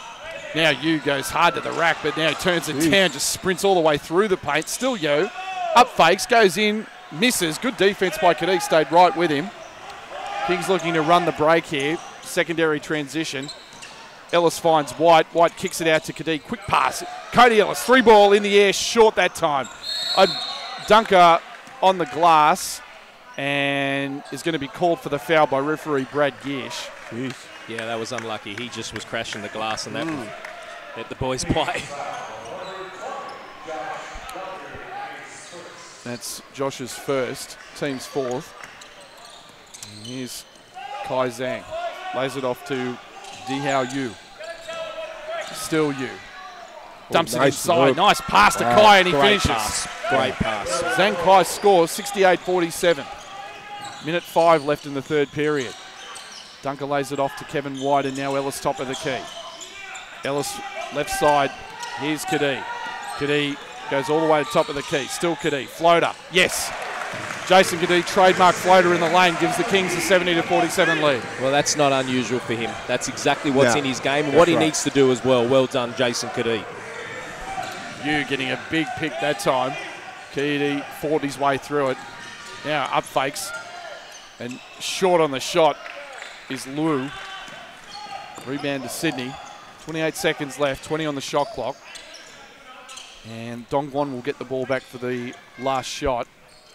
Here's Kadee. Dunker looks to set a pick, and he does right there. Kadee swings it to Kevin White. He's got a wide open look at three. The ball's way long. Rebound to Dongguan. Here they come with 11 seconds left. Yu just barrels over Kadee and score the basket on the continuation. Wow. So Yu will score it.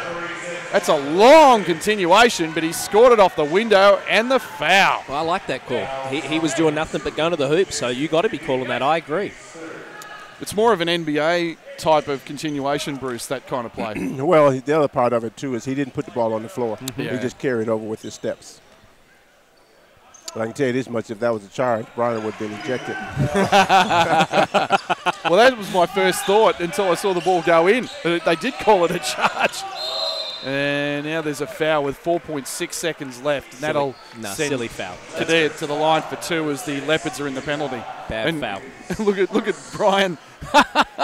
Gorge just shakes his head in frustration, puts his head on the bench, and still shaking his head on that one. That's the Brian we know. Absolutely. Yep. Free throws. It's just the easiest part of the game. Don't give it to him. And Jason doesn't make them pay. Doesn't matter, Gorge is walking away. He's still shaking his head. Nothing changes. Second free throw good from Kadee. 71-50. 4.6 seconds left. Kings showing a lot of pressure. They break it. Here's Kai with two, with one. Launches a tray and it's off. Rebound Ellis, and that'll do it. That's the end of the third period here with your score. The Mighty Might Sydney Kings 71. The Dongguan Leopards 50. We're going to take a 30-second break. We'll be right back with you. Stay with us. You're listening to Sydney Kings basketball on the Sydney Kings TV network.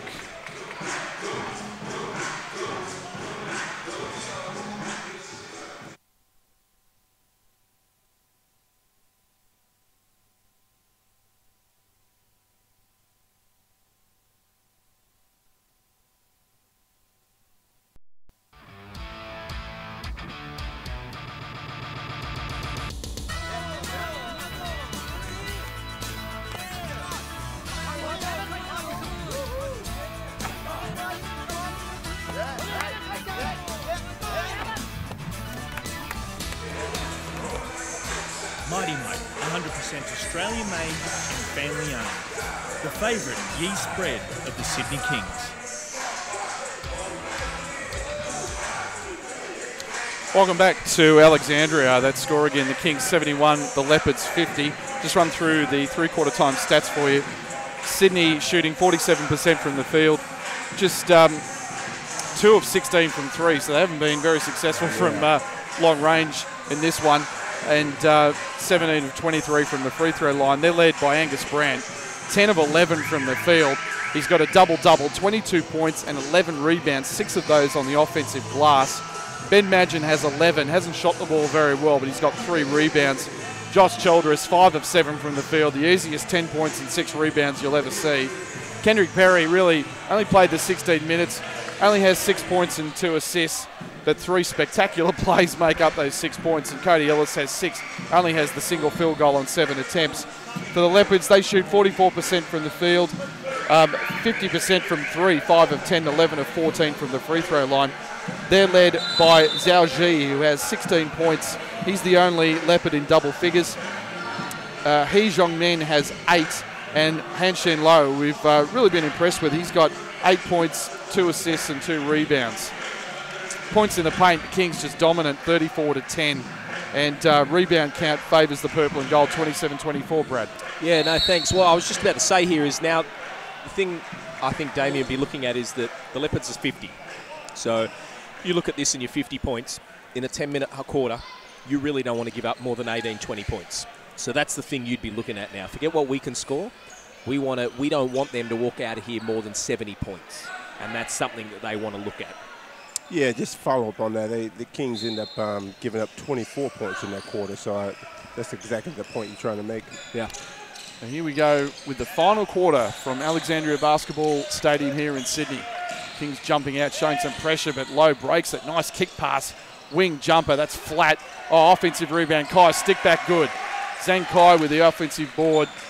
Well, this team's not going to give up. No Gaussian team ever does. No, not at all. They're going to play till the end of the whistle. They've got it under 20. It's 71-52. Here's White.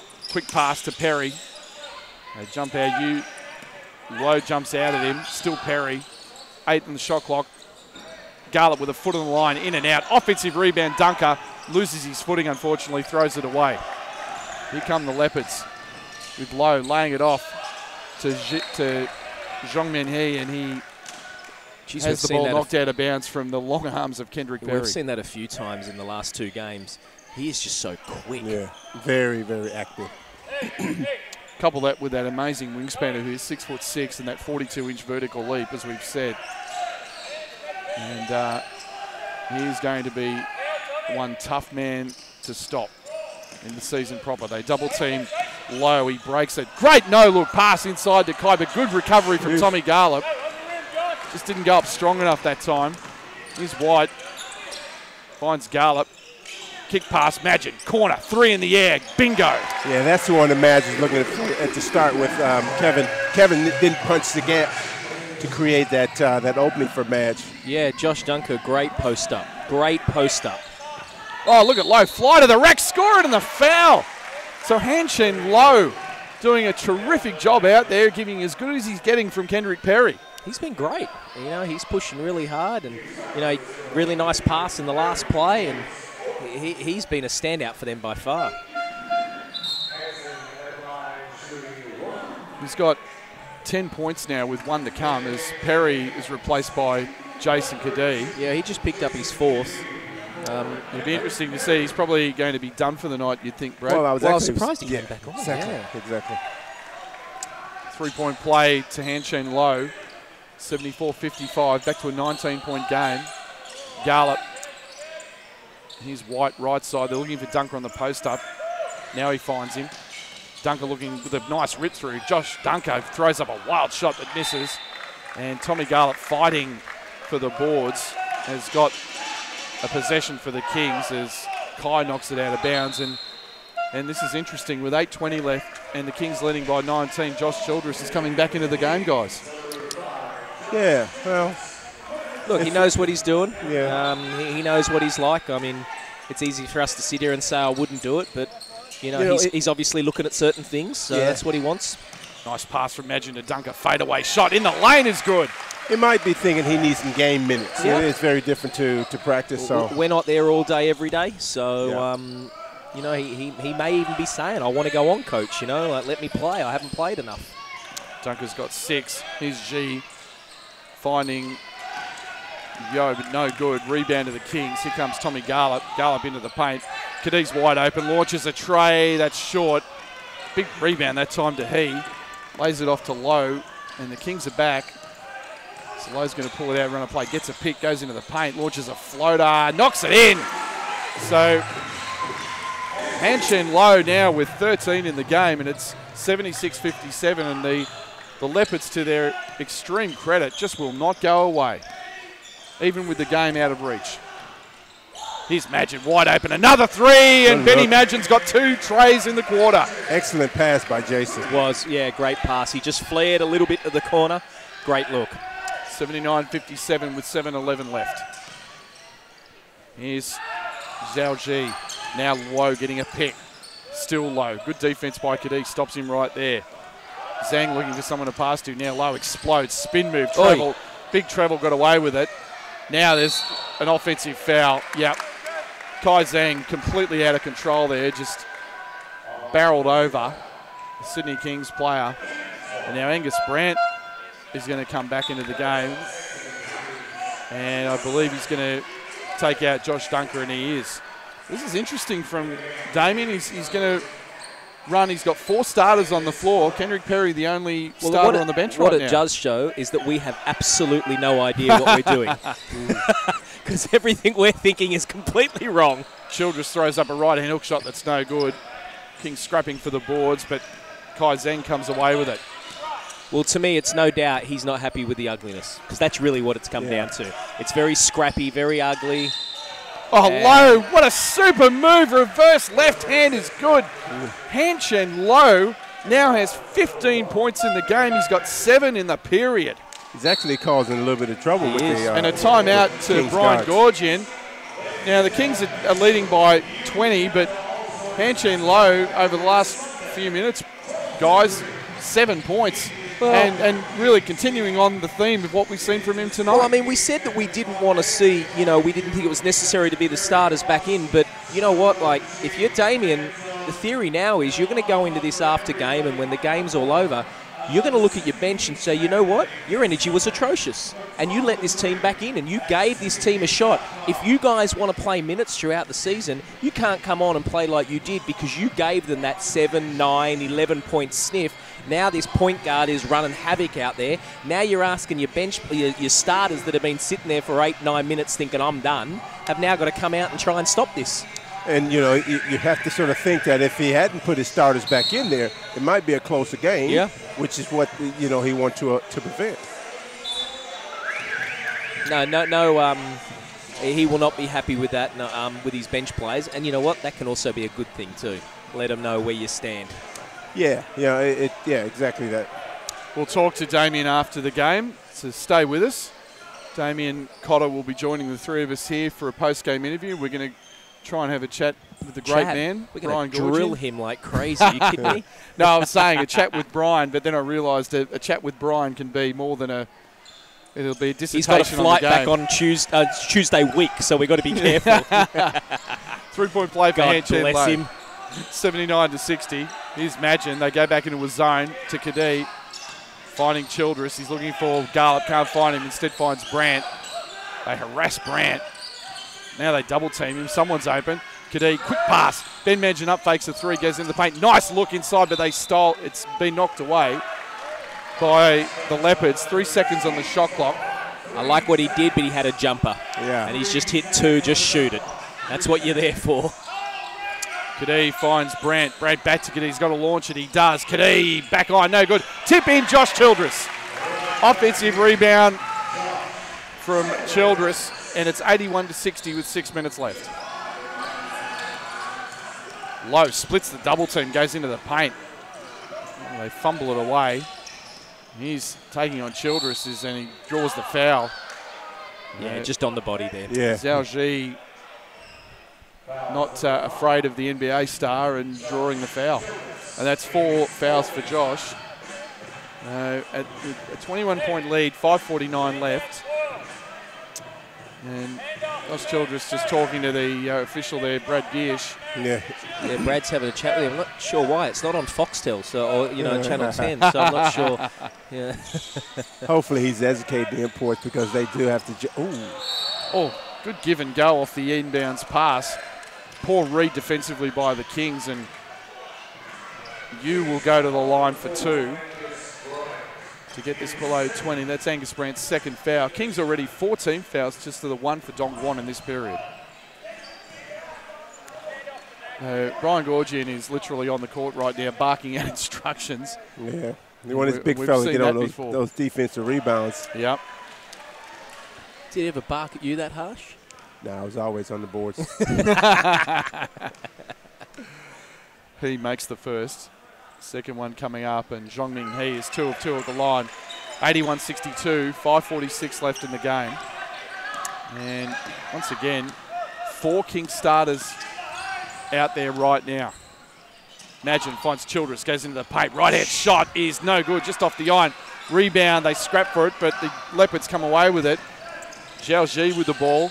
Now finds Lowe. Imagine trying to stay with him. He kicks it out. They almost fumble it away. Dumps it down baseline. Stolen by Garlop, and there's a foul. Lou Bow throwing the ball away and then causing the foul. And to the chagrin of Coach Gorgian, and that's his 5th personal foul. So he's out of the game.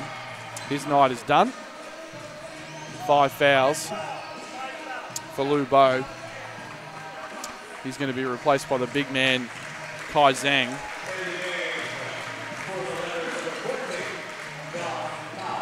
And 5:20 left. Kings lead is 19, 81-62. Looks like Brad Giersch is going to do his own little spring cleaning there. Well, someone tell him Channel 10's not like, what's, God love him. You're not suggesting he knows where the cameras are? Absolutely, I am. he's the best advert Channel 10 have got. Imagine running the point at the moment, finds Childress. Right-hand dribble, Childress kicks it out. Imagine with a corner 3, but he stepped his, unfortunately, he's got to tiptoe that very short corner and stepped out of bounds. Turnover. Now Kendrick Perry is going to come back into the game.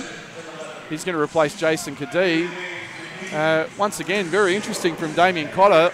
The starters are back on the floor with a 19-point lead and 5 minutes left. Well, he's given the fans, a reason as to why they came to see the starting 5, I suppose. Oh, no look pass from Lowe inside.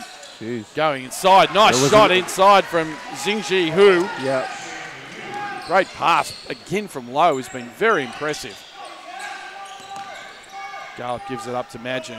Looking for Garlop, finds him. Garlop with that super quick first step of his now and is fouled by Kai Zhang. Yeah, I'm interested to, at the end of the game, we will speak to Damien. I'm interested to have a chat with him, his theory on why he felt he had to play the starters and his theory on Angus Brandt as well. It's obviously a change for him this game. He's been completely different to what he was on Friday. Perry finds, looked like Brandt, it's just blocked off. Josh Childress tipped it in. He did find Brandt, he missed, but Josh Childress there with those long arms and tipped it in. Childress doing a great job on the boards. 83-64, 7 on the shot clock, 4:24 on the game clock. Here's He on the pull through, and he scores off the window with a left hand. Nice play. 83-66. 17 points. Hasn't been a blowout by any stretch. Garlop in the post, fed by Childress. Fades away, banks it off the back iron, misses. Rebound Dongguan, and the speedy Luo gives it up to Kai. Now back to Lowe. 12 on the shot clock. Gets a pick, splits the double team, goes into the paint, floater, good! My goodness, he's been impressive. 17 points for Hanshin Lowe, and it's 83-68. It's a 15-point ball game. But it's 17 tough points as well, all off the dribble, working hard. He's been great. Perry finds Childress, left-hand dribble. Childress with a fadeaway jumper, and no good. Brandt attacking the boards, but Zhang comes away with it. Kai Zhang comes away with it. And here's Lowe. 3:18 left, and it's a 15-point ball game. Oh, they set a huge pick. That was an offensive foul. Got away with it. Nice no-look pass. Nice interior feed, but he fumbles it away.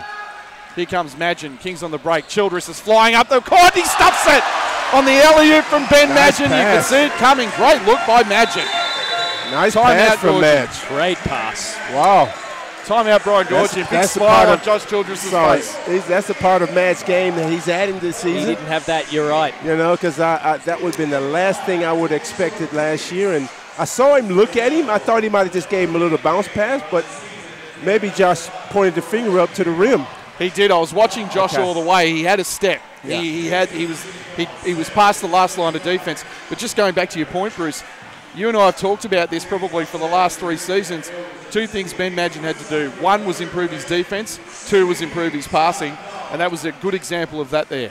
Well, I mean, you know, everyone know he can score. So, you know, he have to come to the decision himself that he's going to have to contribute when he's not scoring, and also in the transition situation, because as you can see, any one of the 1, 2, and 3 guys get the rebound. The other guys are hitting the lane. In that case there, Maz got the ball. Josh was in the lane, in the left lane, right place, right time, eye contact, gave him a thumbs up, I suppose, for the alley. It's going to be exciting, Brad, having these 2 athletes in the Kings roster. Something, let's face it, we have not seen since the Kings came back in 2010. We have not seen, probably the closest I would say is Jeray Grant, of course the son of Harvey Grant, nephew of Horace Grant, 3-time championship winner with the Bulls, 4-time championship winner, of course, including the Lakers with Kobe Bryant. Yeah. But Jeray and his brother Jerami just got drafted as well in the 2014 NBA draft. But these 2 as a duo, we haven't seen this in a very long time. No, it's going to be very exciting, and as long as they get the defense going. Low goes hard to the rack, is rejected by Perry, stuck right with him. Here comes Kendrick. He's got Childress on the right side. He lobs it up, and there's Josh Childress again with another 2-hand alley-oop stuff. Oh, my goodness. He knew exactly what he was doing there the whole way, Kendrick. He just took a little hesitation, took it middle, then he threw it up, and he knew Josh was right there too. Great offense, great push. That is a highlight reel. 87-68, 2:30 left in the game. Zhao Ji with the ball, goes to the elbow, kicks it out. He's low, gets a step past Perry, left-hand shot, rattles in and out. Great move again. Rebound Grant, ahead of the pack to Garlop, to Childress, steps back, launches a tray, that's well short. Didn't have his feet set under him that time. I don't mind that, you know, like he's just getting his feeling, and you know, he wanted to get some shots up. He's been quite active. Or very active, I should say. Slight understatement there, Bradley. He's low, goes to the elbow, gets a pick, lays it off. Bank shot, no good. Here's Josh Childress, the Leopards are back. Childress to Perry, Perry to Childress. Childress layup is good. He wanted him to throw that one up again. He was smiling because... What are you doing passing it at my chest? Throw that thing up. He was looking for the alley-oop all the way, but he made a great adjustment. Good body control from Childress that time, 89-68. So both Perry and Childress putting on good show for the sellout crowd here at Alexandria Basketball Stadium in Sydney. Here's Kai Zhang. Now finds the big man, Hu. To Xi, now low. 3 seconds of the shot clock, has to give it up. Kai Zhang launches a tray from long range in Angus Brand's face and knocks it down. 89-72. Kendrick Perry is just going to set up a play here. The Leopards go back into a man. We haven't seen too much of that tonight. Madgen, Garlop, just a poor pass to Madgen, throws it out of bounds, and that'll do. That's Josh Childress' night over, as the bench will come in for the last minute. Garlop just goes away ruefully. He's mad at himself for throwing that away. The thing I like about that last 2 minutes, though, it showed that the starting 5 can take it back up a notch, which they did. Yeah. Less than a minute to go here. And big man Zhang with Kai Zhang with possession. Now Xi kicks it out. Right-hand dribble from Xi, misses. And here's Perry. 36 seconds left. Ellis, White, Brand, I should say. Now finds Perry. Perry up fakes the three. They step to him. Here's Kendrick. Floater in lane. Draws contact and has earned himself a trip to the line for 2. You got to love Gorge. 30 seconds down He's by still 9. coaching. He's yelling at him. He's yelling at him. He's only got 1 gear. Yeah. Full throttle. That's the only gear. Love it. 3-time championship winner with the Kings. Led the Kings to 5 minor premierships, 5 grand finals in 6 seasons. And the 2 grand finals that they lost were to arguably one of the greatest teams in NBL history, the Melbourne Tigers. Yeah. Featuring Anstey, Chris D-Mac. Anstey, Darryl McDonald, of course Sean Lampley, who hit those huge shots in at the 2008, those Entertainment Centre, daggers. my goodness. Yep. 2 of the line for Kendrick Perry. And it's 91-70, 23 seconds left. And Coach Gorgian just tell them to spread the floor, and they're going to execute something in the half court for the last shot. 11 seconds left, 10. He's low now. He's going to take a running start against Perry. Goes into the paint, kicks it out. G, 3 in the air. That's short. Rebound to the Kings, and that'll do it. It's all over. And the Mighty Sydney Kings have gone to 4-0 in the NBL preseason. They've defeated the visiting Dongguan Leopards 91-70. Josh Childress, Kendrick Perry putting on a great show for the sold-out crowd here at Alexandria Basketball Stadium. And before we look at the final stats, firstly to Bruce, your thoughts on the game? Oh, I thought it was a really good game. I like the fact that, Damien surprised it and brought the starters back out there to, I think, make a couple of points. One to the guys off the bench said, hey, you just wasn't doing what I expected. And 2, it told the starters, you're getting back out there for a reason, and that's to, take control of the game again. Brad, your thoughts on the win tonight? Obviously, some good points, some bad points, a few defensive breakdowns again. Yeah. They've clearly got some work to do. Yeah, I mean, like many, many more positives than you can even look at the negatives. But, he'll take an extreme positiveness out of that. They played hard. They were up and in. They ran the floor hard. They ran good sets. They got good looks. Defensively, they were, great. Obviously, there'll be some negatives, and you'd want that at this time of the year. He won't be happy with his bench. I would think his energy from the bench was not great. The way they let the team, you don't want to say back in, but the way they allowed a team to really dictate there for a little bit is something that he'll look at. But all in all, he should be wrapped with that. Just going to run through the final stats with you, and we're just going to go grab Damien Cotter, coach of the Kings, for an interview here as the fans stream onto the court. Kings wind up shooting 47% from the field, just 4 of 21 from 3, so that's something to work on for them. 19 of 25 from the free throw line. 3 Sydney Kings in double figures, led by Angus Brand. He was 10 of 12 from the field, 22 points, 14 rebounds. Welcome return to form for Agnes. Ben Madgen finished with 17 points on 5 of 12 shooting, 3 rebounds, 3 assists for Madge. And Josh Childress said, just an easy 20 points and 9 rebounds on debut. He was terrific and a real highlight reel in that 4th quarter. Sort of other players of note, Kendrick Perry, 8 points and 4 assists, really sort of had 3 spectacular highlight reel plays, and other than that was pretty much within himself. He played the perfect game. That's exactly what you're answering. A little bit of downside, I don't think Cody played really well tonight. 1 of 7 from the field, and 7 of those shots was 0 of 5 from the 3-point line. So yeah, Tommy Garlop, and those 2 had 41 points combined in the previous game. But that's the strength of this team as well. There's nothing wrong with that. That's the complete strength. So, again, good stuff. The Leopards shoot 46% from the field as coach Brendan Joyce of the Opals comes over to shake our hand. Great to have Coach Joyce, NBL champion himself, in the house. Leopards shoot 46% from the field. They were 45% from 3, 5 of 11, 15 of 18 from the free throw line. They're led by Hanshin Low, who was terrific. 18 points, 4 assists and 2 rebounds. Tremendous performance in the second half from Low. Zhao Ji finishes with 16 points on 6 of 12 shooting. And He Zhongmian finishes with 12 points and 9 rebounds. The points in the paint, as you would expect, the Kings completely dominant, 46-22. Points off turnovers, Kings 15, Leopards 4.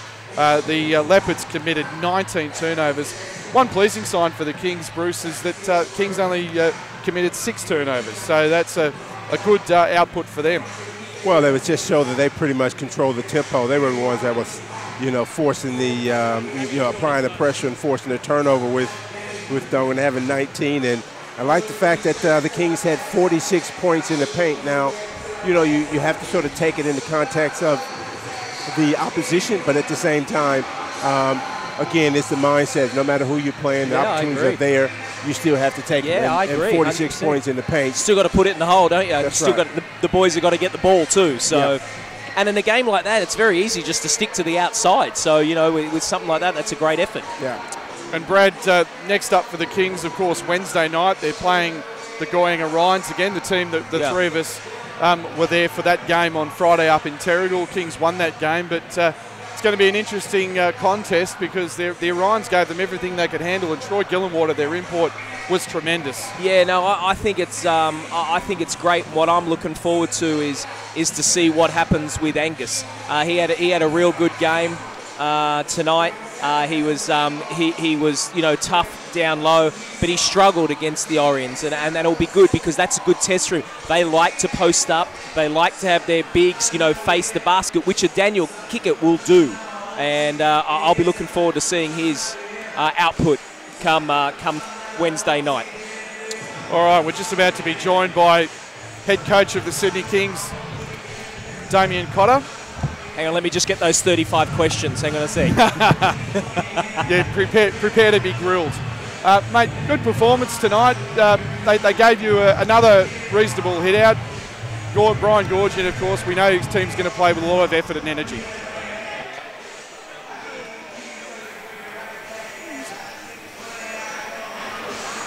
Just trying to get Damien.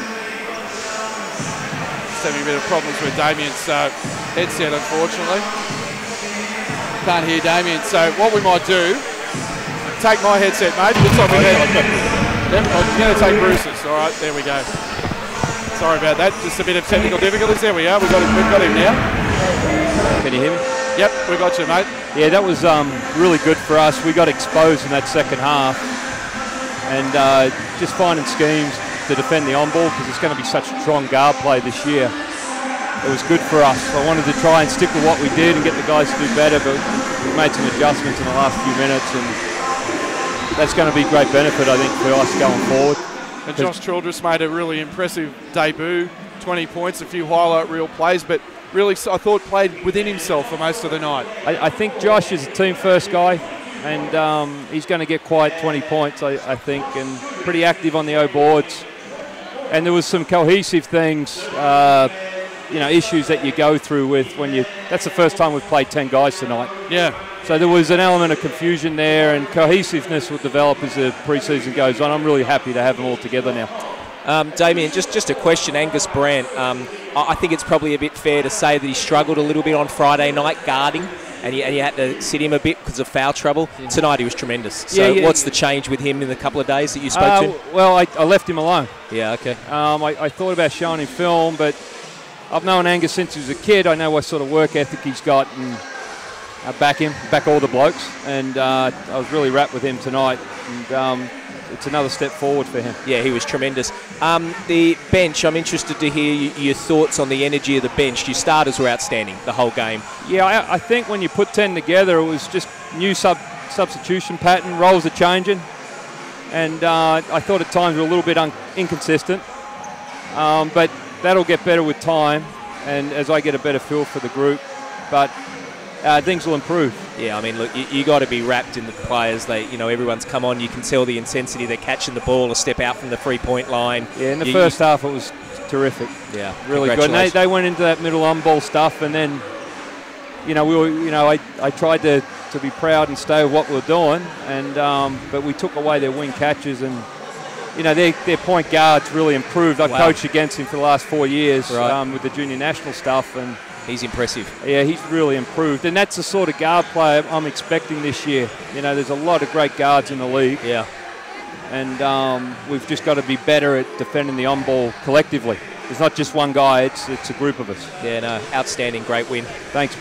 All right, Damien, thanks very much for joining us on Sydney Kings TV. Your next assignment, of course, Wednesday, so it doesn't end, does it? No rest for the wicked. Just yeah, we got against Goyang again. Yeah, so we play out at Hornsby, so get out and fans come down and support the group. We'll keep getting better, and then we're down at Mossvale on the weekend against the arch enemy. Against the Wollongong Hawks, and we will be there for that one. Thanks very much for joining us, Damien, on Sydney Kings TV. Good on you, mate. Congratulations. Thank you. All right, we're going to wrap things up here as the crowd sort of just milling around and the guys giving their great time as they always do. So once again, that'll do it from Alexandria here. It's been great to have your company. I'm Matt McQuaid, and thanks for joining us tonight on Sydney Kings TV, and I certainly hope you've enjoyed the action. As we said, we will be back on air very shortly, Wednesday. In fact, the 10th of September, again at 6:45, as the Kings have a rematch with the Goyang Orions, and that'll be from the Brick Pit in Thornlea. That game is a sellout, so if you don't have a ticket, make sure you tune in to Sydney Kings TV. Once again, we'll have a full broadcast, audio and video. So on behalf of my broadcast partner, Bruce Bolden, and my other broadcast partner, Brad Rosen, and of course our technical guru and producer, James Bowman. Yeah, James. That's right. It's been great to have your company tonight on Sydney Kings TV. Stay safe wherever you are. Good night.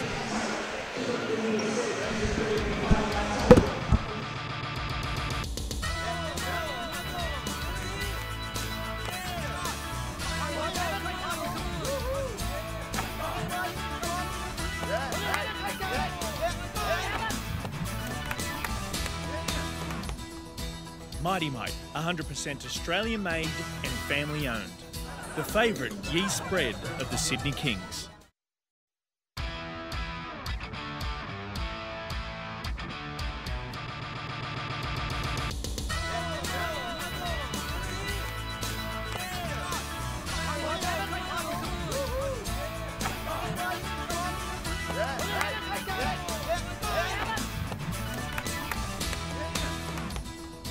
Mighty Mite, 100% Australian made and family owned.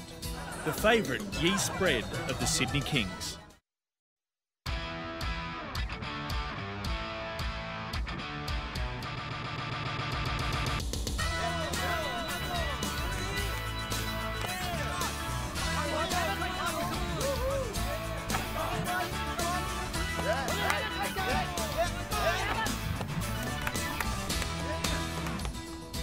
Mighty Mite, 100% Australian made and family owned. The favourite yeast bread of the Sydney Kings.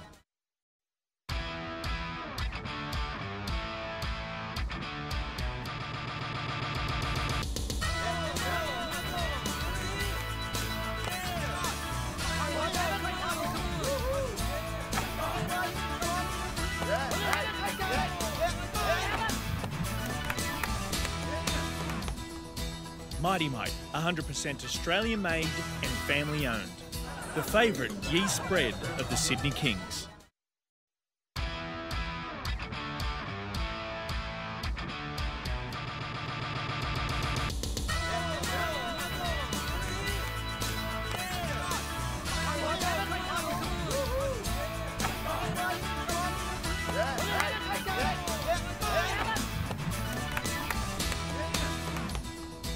Mighty Mite, 100% Australian made and family owned. The favourite yeast bread of the Sydney Kings.